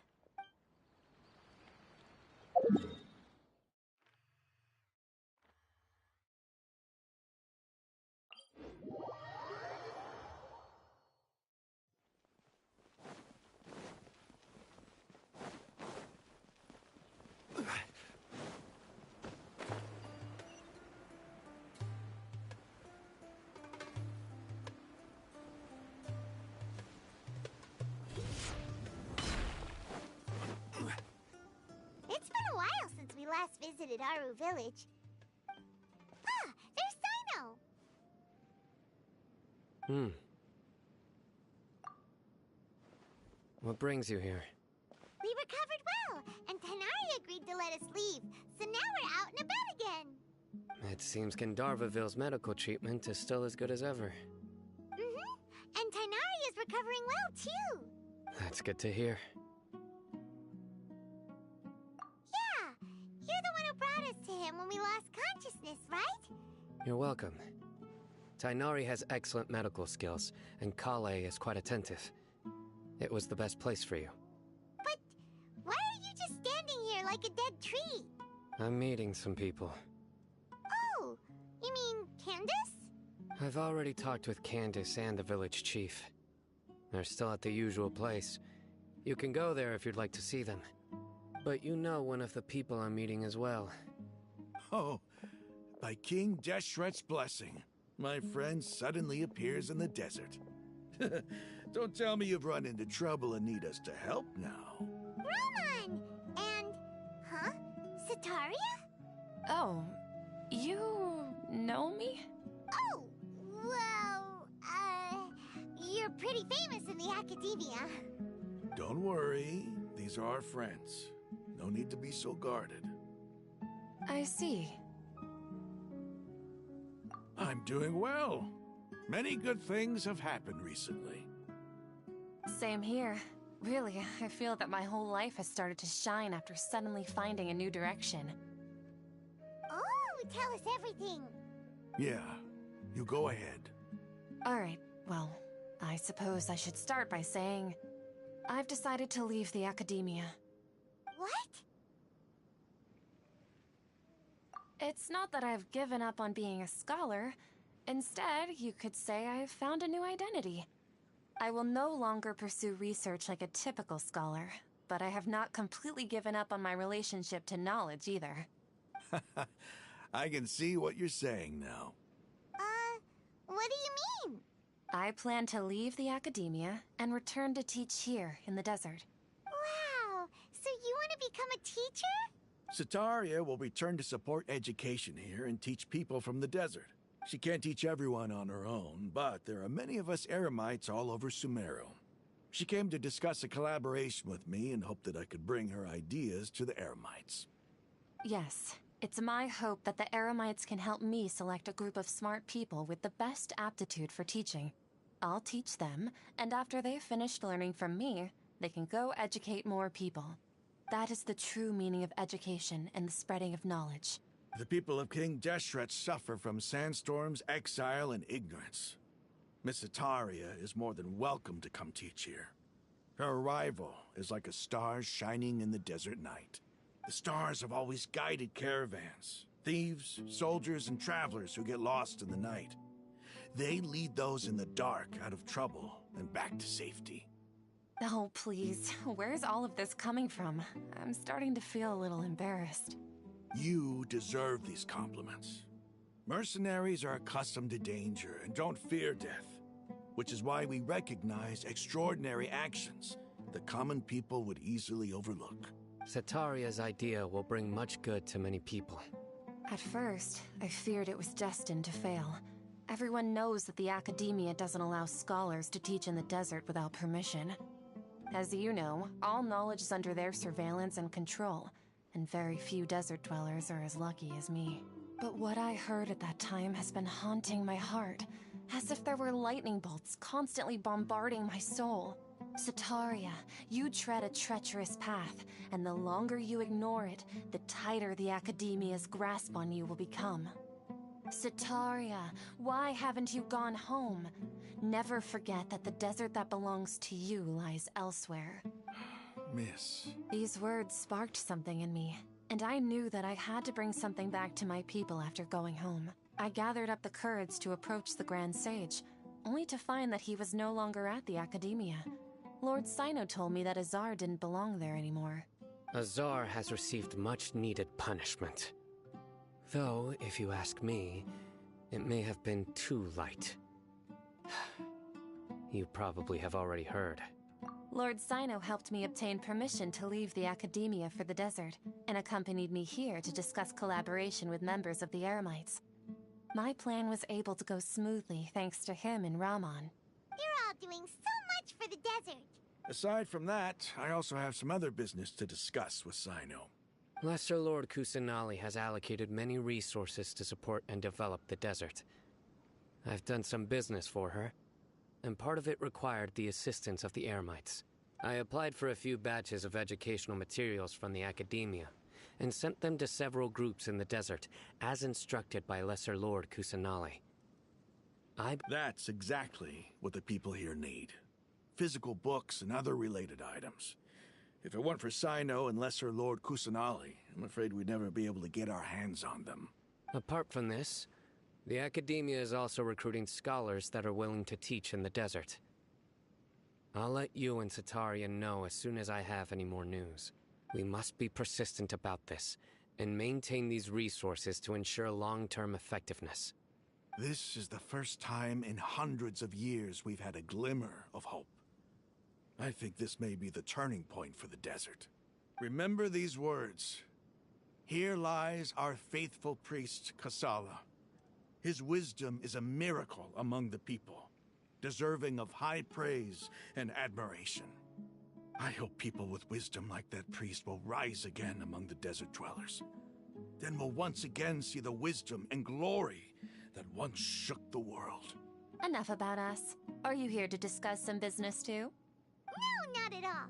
We're actually here on behalf of Nilu. Nilu wanted to write to everyone, but she wasn't sure where the letters should be sent, so she asked us to come find everyone personally.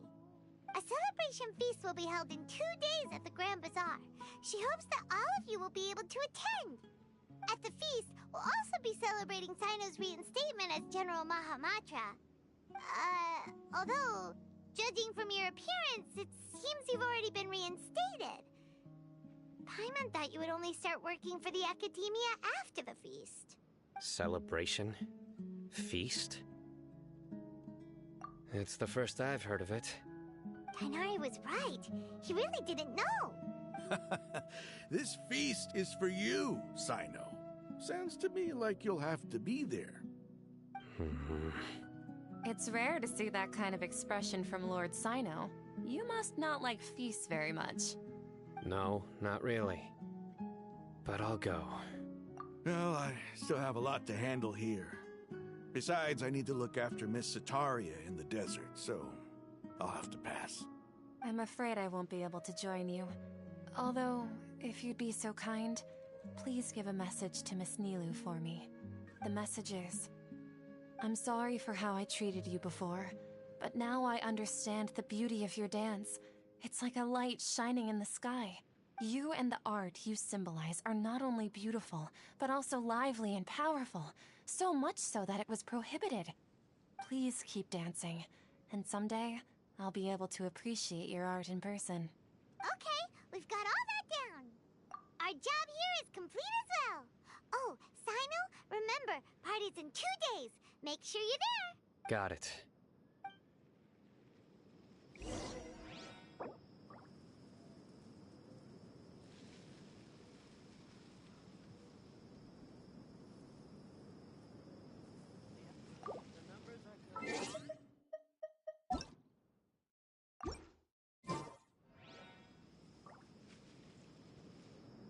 Unauthorized personnel are prohibited from entering the warehouse.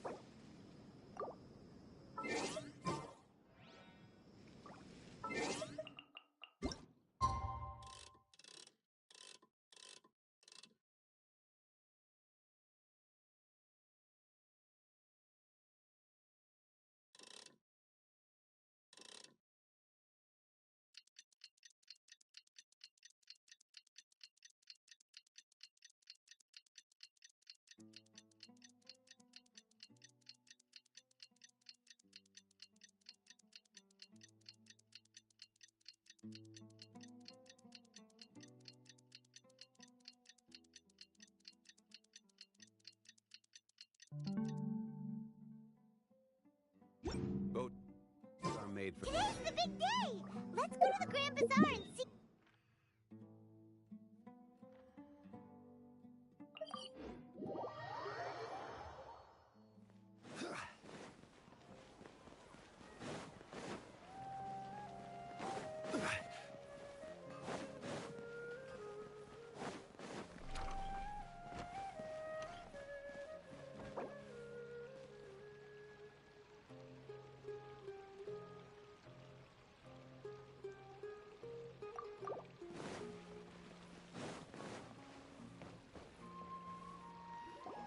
Everybody's already here.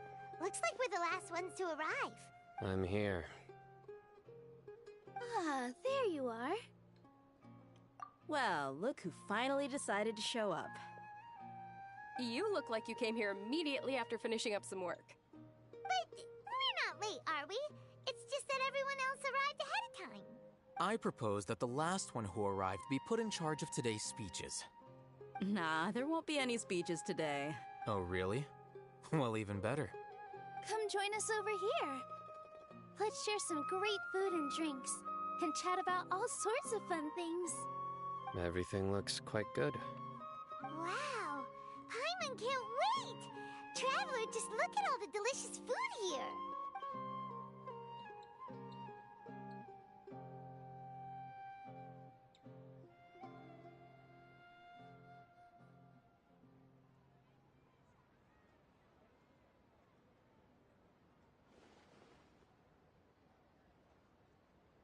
Whoa! It's so delicious! Oh, this grilled meat tastes amazing! The food was specially prepared for you by everyone in the Grand Bazaar. And we have gifts that were sent by the residents of Sumeru City when they heard we were holding a feast. Everyone that came said that you saved Sumeru and wanted me to thank you all on their behalf. Ah, feels kinda nice to be seen as a hero. I could get used to this. Being a bodyguard is also a hero's job. You've always been amazing, Dia. My lady sure has a way with words. Thanks. I'm glad to hear it. And I'm happy to meet everyone that participated in the great plan. Don't mention it. Come to think of it, we've really done something impressive together. It's unbelievable. We owe it to our abilities. And luck. Really? Why do I remember everybody thinking that luck was against us and feeling like we hardly had a chance of succeeding? That's how I remember it too. It's luck that brought us together, and it was luck that let us form a team. Then, it took even more luck for us to formulate a plan and implement it successfully. Moreover, judging from the results, everything worked out well. Yeah, everyone gave it their all when it mattered most. It was almost like a performance. We took the stage and put on our best show. Everyone played their part, and thanks to everyone's efforts, the performance was a great success. So, would you say we're good actors too? It's such a blessing that Lesser Lord Kusanali was able to return to power at the Academia. Yes, even after being abandoned and neglected so many times, she's finally returned. Uh-huh. Lesser Lord Kusanali once used all her power in a great disaster, which resulted in her losing all her wisdom and memories of the past. The Academia basically abandoned her because of it. This should be something everybody should remember. Huh? You look surprised. I didn't say anything wrong, did I? No, everything you said is correct. That's good. Something wrong? Yeah, what's with that face? You knew all of this already. Even if those two giants of the Academia are here, I still have to say it. Those sages really have some nerve. 500 years ago, Lesser Lord Kusanali used all her power for the people of Sumeru, and what did they do in return?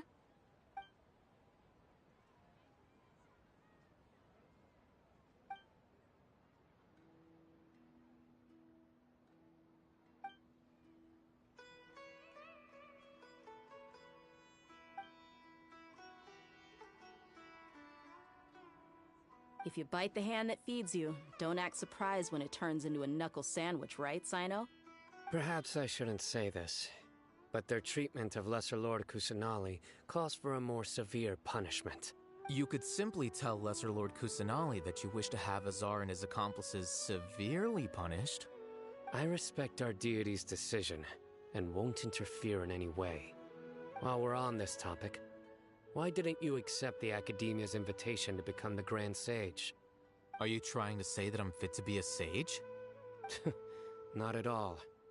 But every person handling the selection process has said that you are the most suitable candidate to lead the Academia right now. Why? Because he dethroned Azar from power? Could you try to put it another way? This is a good thing, yet you're making it sound like I overthrew Azar for my own personal gain. But seriously, though, I always wondered if you had some personal motives behind it. I did have my own motive, but it had nothing to do with being a sage. If the rules of our nation were suddenly cast by the wayside, then it wouldn't be long until chaos ensued. I had no intention of letting their dreams disrupt my life. By that, you mean your life working as the Academia's scribe? Precisely. Wait, is that all? So, that's the only reason why you joined us and came up with all those plans? It's reason enough. You've certainly got quite the personality. You flatter me. All right then. How about you? You've already resumed work as the General Mahamatra, right? That's right. Will you be happy with that life? It's not about being happy. There are merely a lot of things that I must do.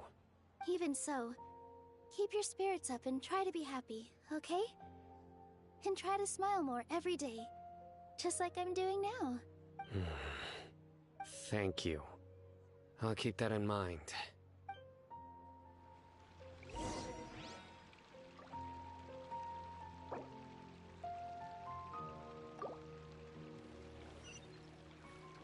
Ah, well.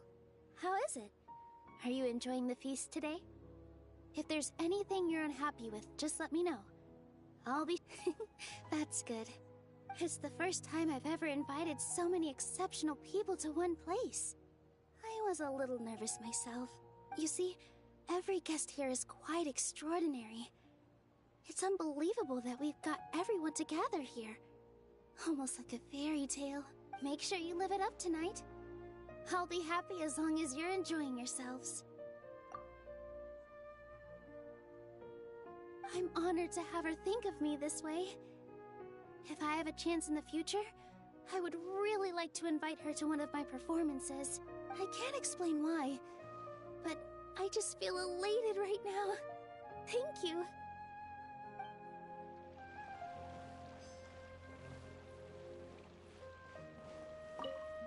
The atmosphere here is good, and everything is delicious. I don't often come to such places, but it feels quite good. I have a lot to handle these days. Otherwise, I could show you around. There's always next time. We're friends after all. This feast is pretty good. I like it.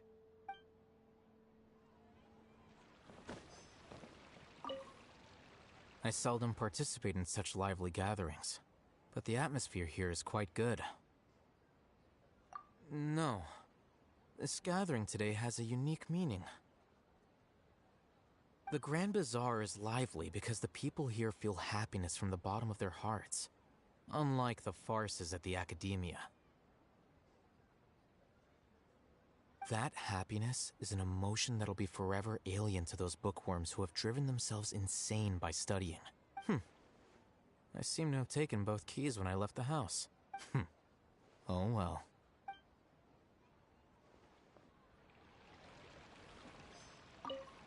My lady, the grilled meat over there is delicious. Have you tried it? Yes, I also tried some fruit just now. Oh, they're very sweet. What an amazing place to relax. No wonder everybody likes to rest at the Grand Bazaar. You said it. Oh, look who else is here. Hello! Oh, I'm so happy Nilou invited everybody. Oh, now I have the chance to meet all the heroes. Hey, less of that polite chit-chat and more eating and drinking. The feast is about having fun, not stuffy formalities.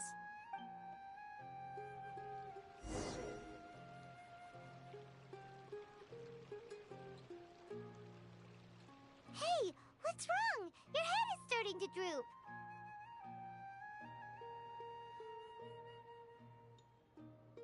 Hey, you can't just fall asleep here. Paimon will go find something delicious for you to eat. You'll wake up once you've put something yummy in your tummy. Of course, just wait here for Paimon.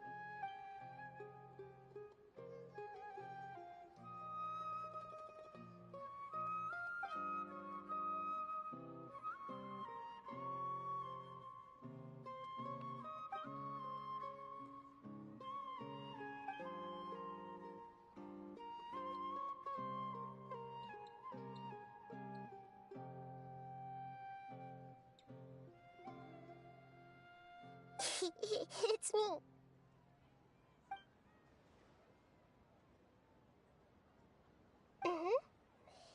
You may blame me for being a bit too self-indulgent. I was thinking about talking with you, and the next thing I knew, I had made a connection with you. The connection between us is amazing. It's like flora and the fence it grows upon. I heard there's an amazing celebration feast today at the Grand Bazaar. I wanted to have a look for myself, so I snuck in.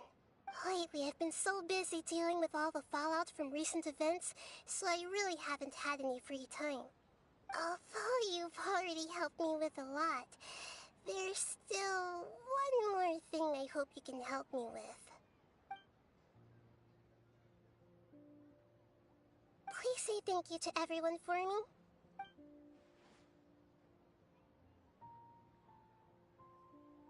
Oh, is it not convenient for you to do that for me? But if I just show up all of a sudden, people will become all quiet and stiff, won't they? What if I end up scaring them and ruining this wonderful feast? That'd be the last thing I want.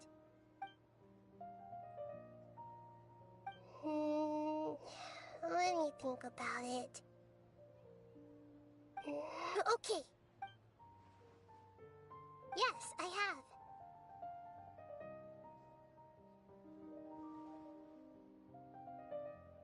You said I should go thank everyone as myself, right? So, I've decided to borrow your body for the time being. Please don't blame me. The flora also climbs up to the fence to get closer to the sky.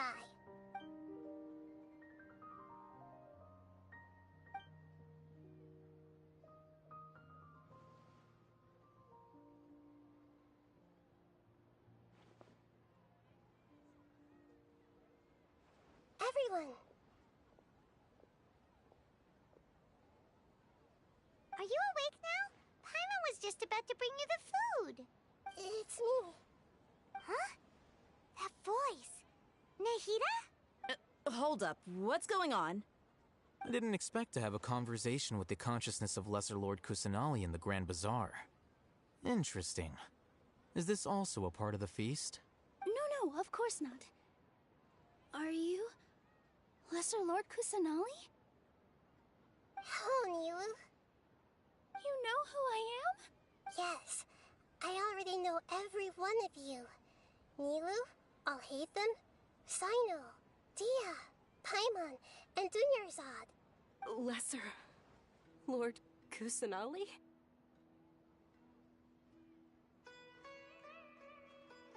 I took the liberty of occupying the traveler's body so that I could thank all of you in person. Thank you so much for rescuing me, even if that meant placing your own safety in peril and taking the risk of becoming enemies with the Academia, the sages, the doctor, the balladeer, and even the entirety of Sumeru. Without you, without any of you, I would have been in a much more difficult situation.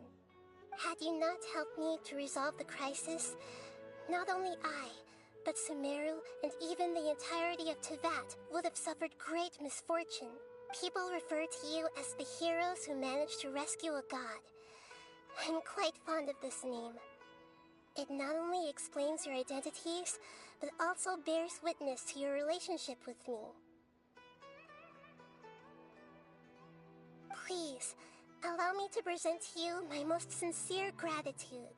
Lesser Lord Kusanali, you have done so much for Sumeru, and I didn't even have a chance to do anything for you.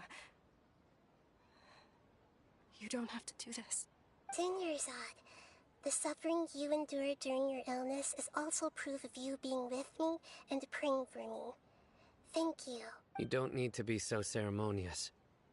It's always been my duty to protect you. This is how the relationship between the Academia and Dendro Archon should be. We just did what was necessary and set things back on the right path. You're an Archon, but you act so humble. You really don't need to be so polite with us. I'm honored to have been able to take part in this plan. I hoped you liked the dance I dedicated to you. Thank you, all of you. Thank you so much.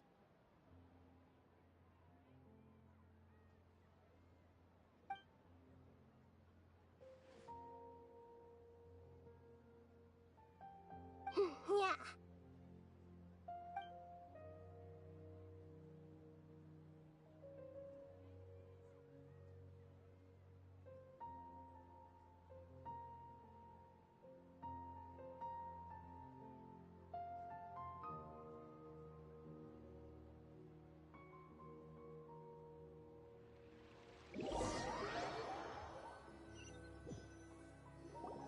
Are you awake? Did you rest well?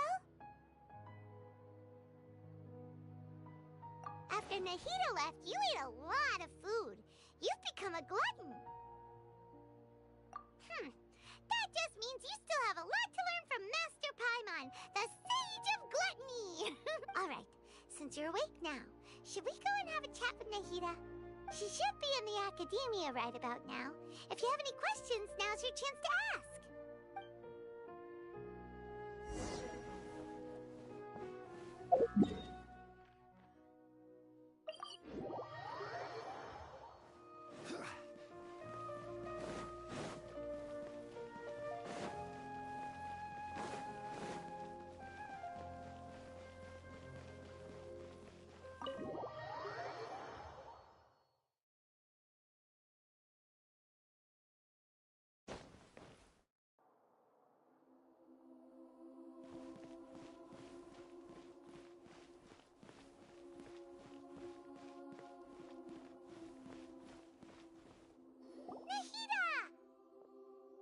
Hello, Traveler and Paimon.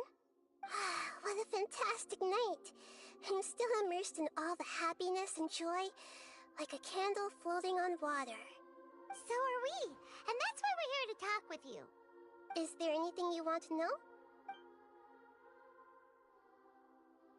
After recent events, the Akasha can no longer function as it used to. I've given it some thought, and have decided to shut it down permanently. But this is definitely not a bad thing. Even from the beginning, I've been planning to shut it down.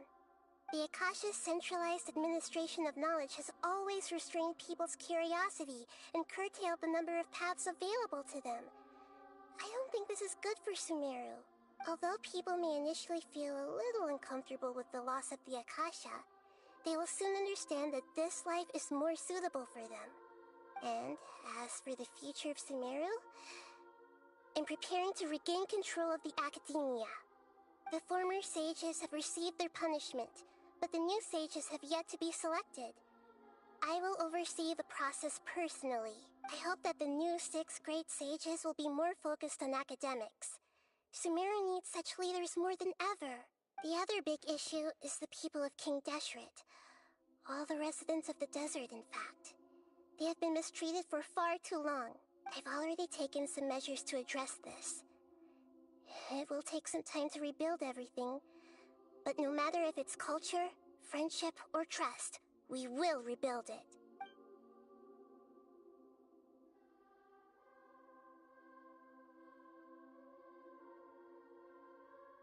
You mean, what happened after the doctor put you to sleep? Not exactly. The top-ranked Fatui Harbingers, up to number 3, possess power comparable to that of gods. I was no match for him in that kind of situation. However, in spite of the bad situation, I still managed to make a fair deal with the doctor. I'm sure you remember the entity that changed your fate, the Heavenly Principles. In fact, the Heavenly Principles has been quiet since the Conria disaster 500 years ago. I used this point as leverage against the doctor. I told him that the Heavenly Principles may be awakened if I destroy the Gnosis. Although it was just a bluff, he still fell for it. I assumed that the Heavenly Principles wouldn't just stand by and let such extensive damage to its laws take place. And as for what I exchanged for the Gnosis, the exchange served as both punishment for the doctor, as well as a boon of new knowledge that I couldn't refuse as the God of Wisdom.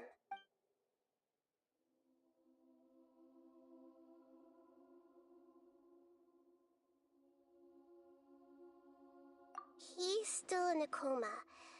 I've hidden him like how one would hide a feather. I know you have many misgivings about him, but as someone who had become a god, he has retained a number of very useful features. Don't worry, I'll keep an eye on him and make sure he doesn't do any evil. In addition, there are still some mysteries left in him. Some things may be very clear from my perspective, but he is still yet to understand them himself. His future will be determined by fate. Is that where you're headed next? Fontaine, the Nation of Justice? As far as I know, that nation operates in a judicial system. Does their Archon personally judge people? No, there's a Chief Justice in Fontaine. Generally speaking, the Hydra Archon, Focalor, won't preside over individual trials. However, even then, Focalor will still make herself present at just about every trial. It seems that she just likes to immerse herself in that sort of atmosphere. As Archon, she still reserves the right to influence the final verdict.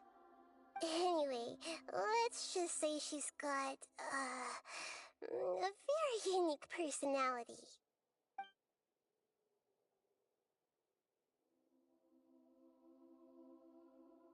Are you sure? Isn't there something else you haven't asked about yet? Huh? You mean... About your brother. While you were resting at Gandharvaville, I took some time to perform an Irminsul search for information on your brother.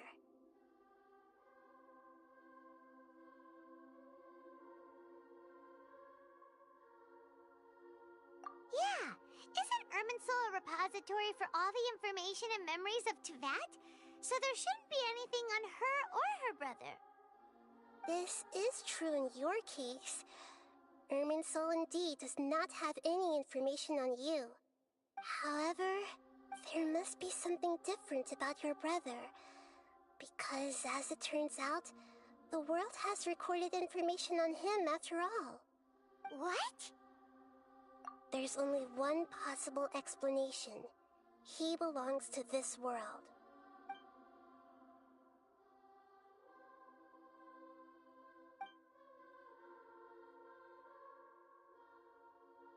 But nothing about this makes any sense! Wasn't this your first trip to Teyvat?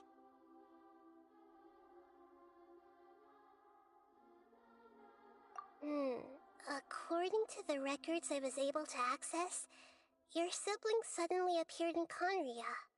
After the Conria disaster, he began his journey through the 7 nations of Teyvat. But just as his journey was about to reach its conclusion, the Irminsul records on him suddenly become fuzzy. What do you mean, fuzzy? Did something happen to him?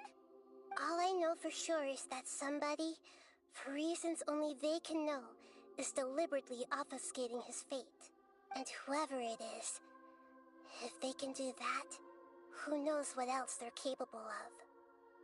But even that wouldn't explain how he somehow comes from this world.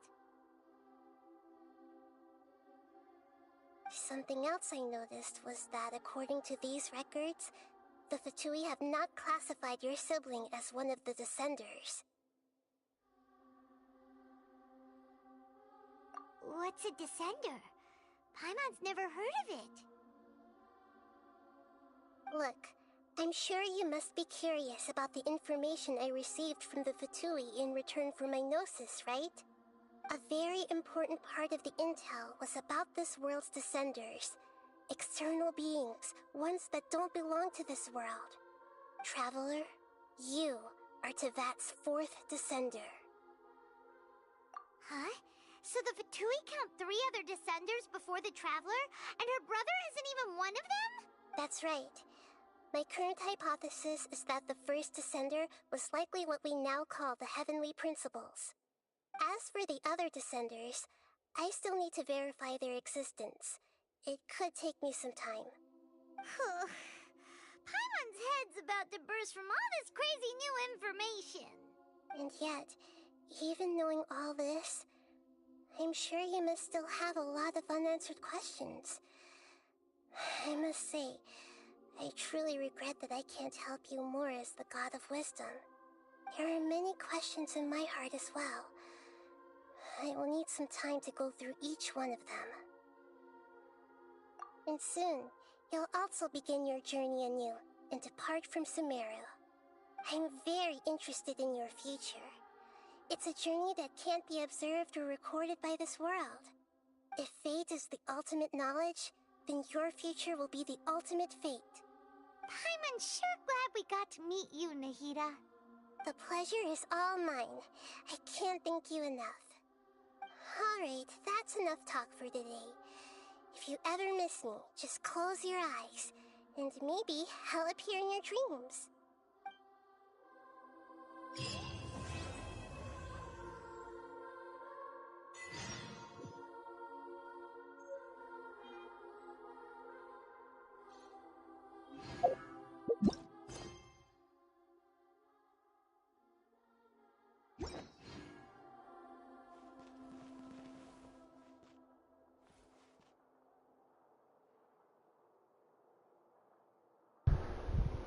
well, that will do it.